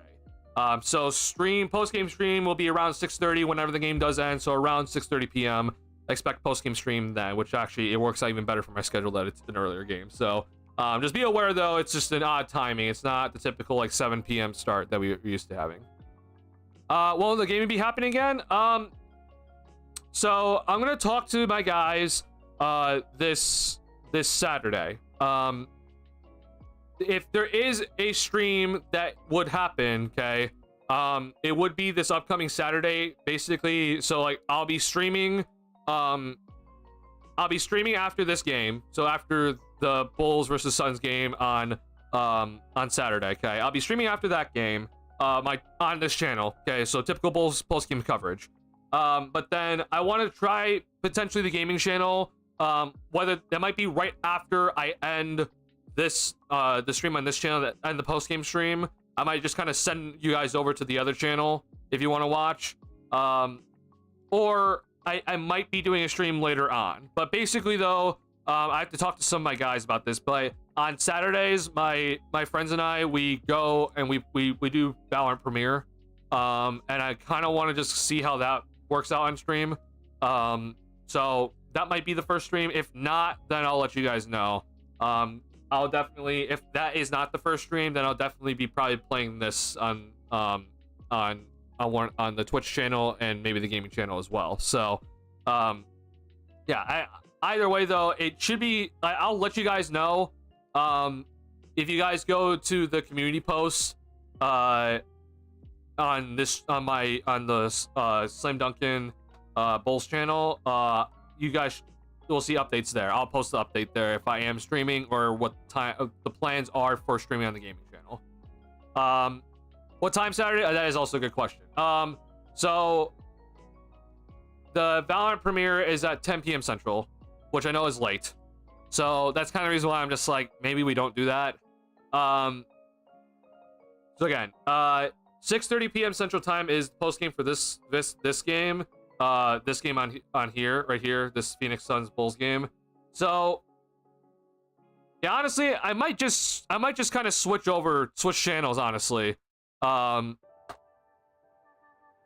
I might just switch this. I'll just like send you guys to the other channel after I end post-game coverage on the stream on Saturday. That might be the plan, honestly. So you won't even have to worry about a time. I guess if there is a time, it would be like 8. I'd say 8 o'clock, 8 p.m. But that would probably be the latest that it would start. But either way, though, as usual, we're going to be covering this game. So yeah, we'll be covering this game, and then we'll then if I decide to, we'll then switch over to the other channel and test that one out. So yeah, I think it'll be pretty fun overall. I might just go ahead and just like play this game with you guys, and we'll talk about some other stuff. Yeah, and overall, I think it'll be a pretty fun time. So again, it's just experimentation. I'm not here to be like, oh, we're gonna be doing this from here on out consistently. I'm just trying things out, seeing how I like it overall, and hoping that it'll be a fun time. So once again, thank you. It's a fun thing for, I mean, it may not be that exciting for you guys, but it's at least exciting for me, if that makes any sense. It's kind of like a step that I just wanted to just try for a while now. And this has given me the confidence to go ahead and do it. So I am just kind of looking forward to it myself. Like, even if no one shows up, honestly, like I'd be kind of like just feeling like, yeah, like this is just interesting for me. It's just a fun thing for me to experiment with. So, just kind of balancing everything all at once when it comes to this sort of stuff, and see how it works out. So yeah, just gonna be a fun time, and we'll hopefully find some joy in it in the end. So thank you guys once again for just everything overall. I've already thanked you guys plenty of times tonight, and yeah, I hope to see you guys on Saturday, whether it's for post-game coverage on this channel or for potentially any sort of gaming stuff later on. Later on in the day. So thank you guys so much for tuning in for tonight. It's good to be back after the All-Star break and get to talk to you guys once again. Truly is honestly it's one of the best times, honestly, for me. Every day we get to do this, so it's a lot of fun. Thank you guys for coming in and coming in the chat and participating in the chat. I know a lot of people just kind of like to lurk in here, but if you participate, it's awesome. So thank you guys so much for that. Thank you for being just a great community overall. Just to kind of welcome me into the Bulls community, and then welcoming others into this community as well. It's been a really good time. And yeah, we'll be continuing this Bulls coverage on this channel no matter what. So I hope to see you guys on Saturday and for the rest of the Bulls season. So yeah, fun overall. I think kind of game tonight. It was a back and forth game. Still got the L, which is probably the good thing overall. And we'll move on to this game, which we'll get to see Kevin Durant. I hopefully see Kevin Durant in person, or playing against the Bulls at the United Center, and we'll see how this game goes. All right. Thank you guys so much. I do need to go to bed though, because I have an early shift tomorrow on my work. So I do have to go ahead and end stream pretty quickly. All right. We'll see you guys after this Bulls versus Suns game. We'll see how this one goes. All right. Thank you guys so much once again. Stay warm. Peace out.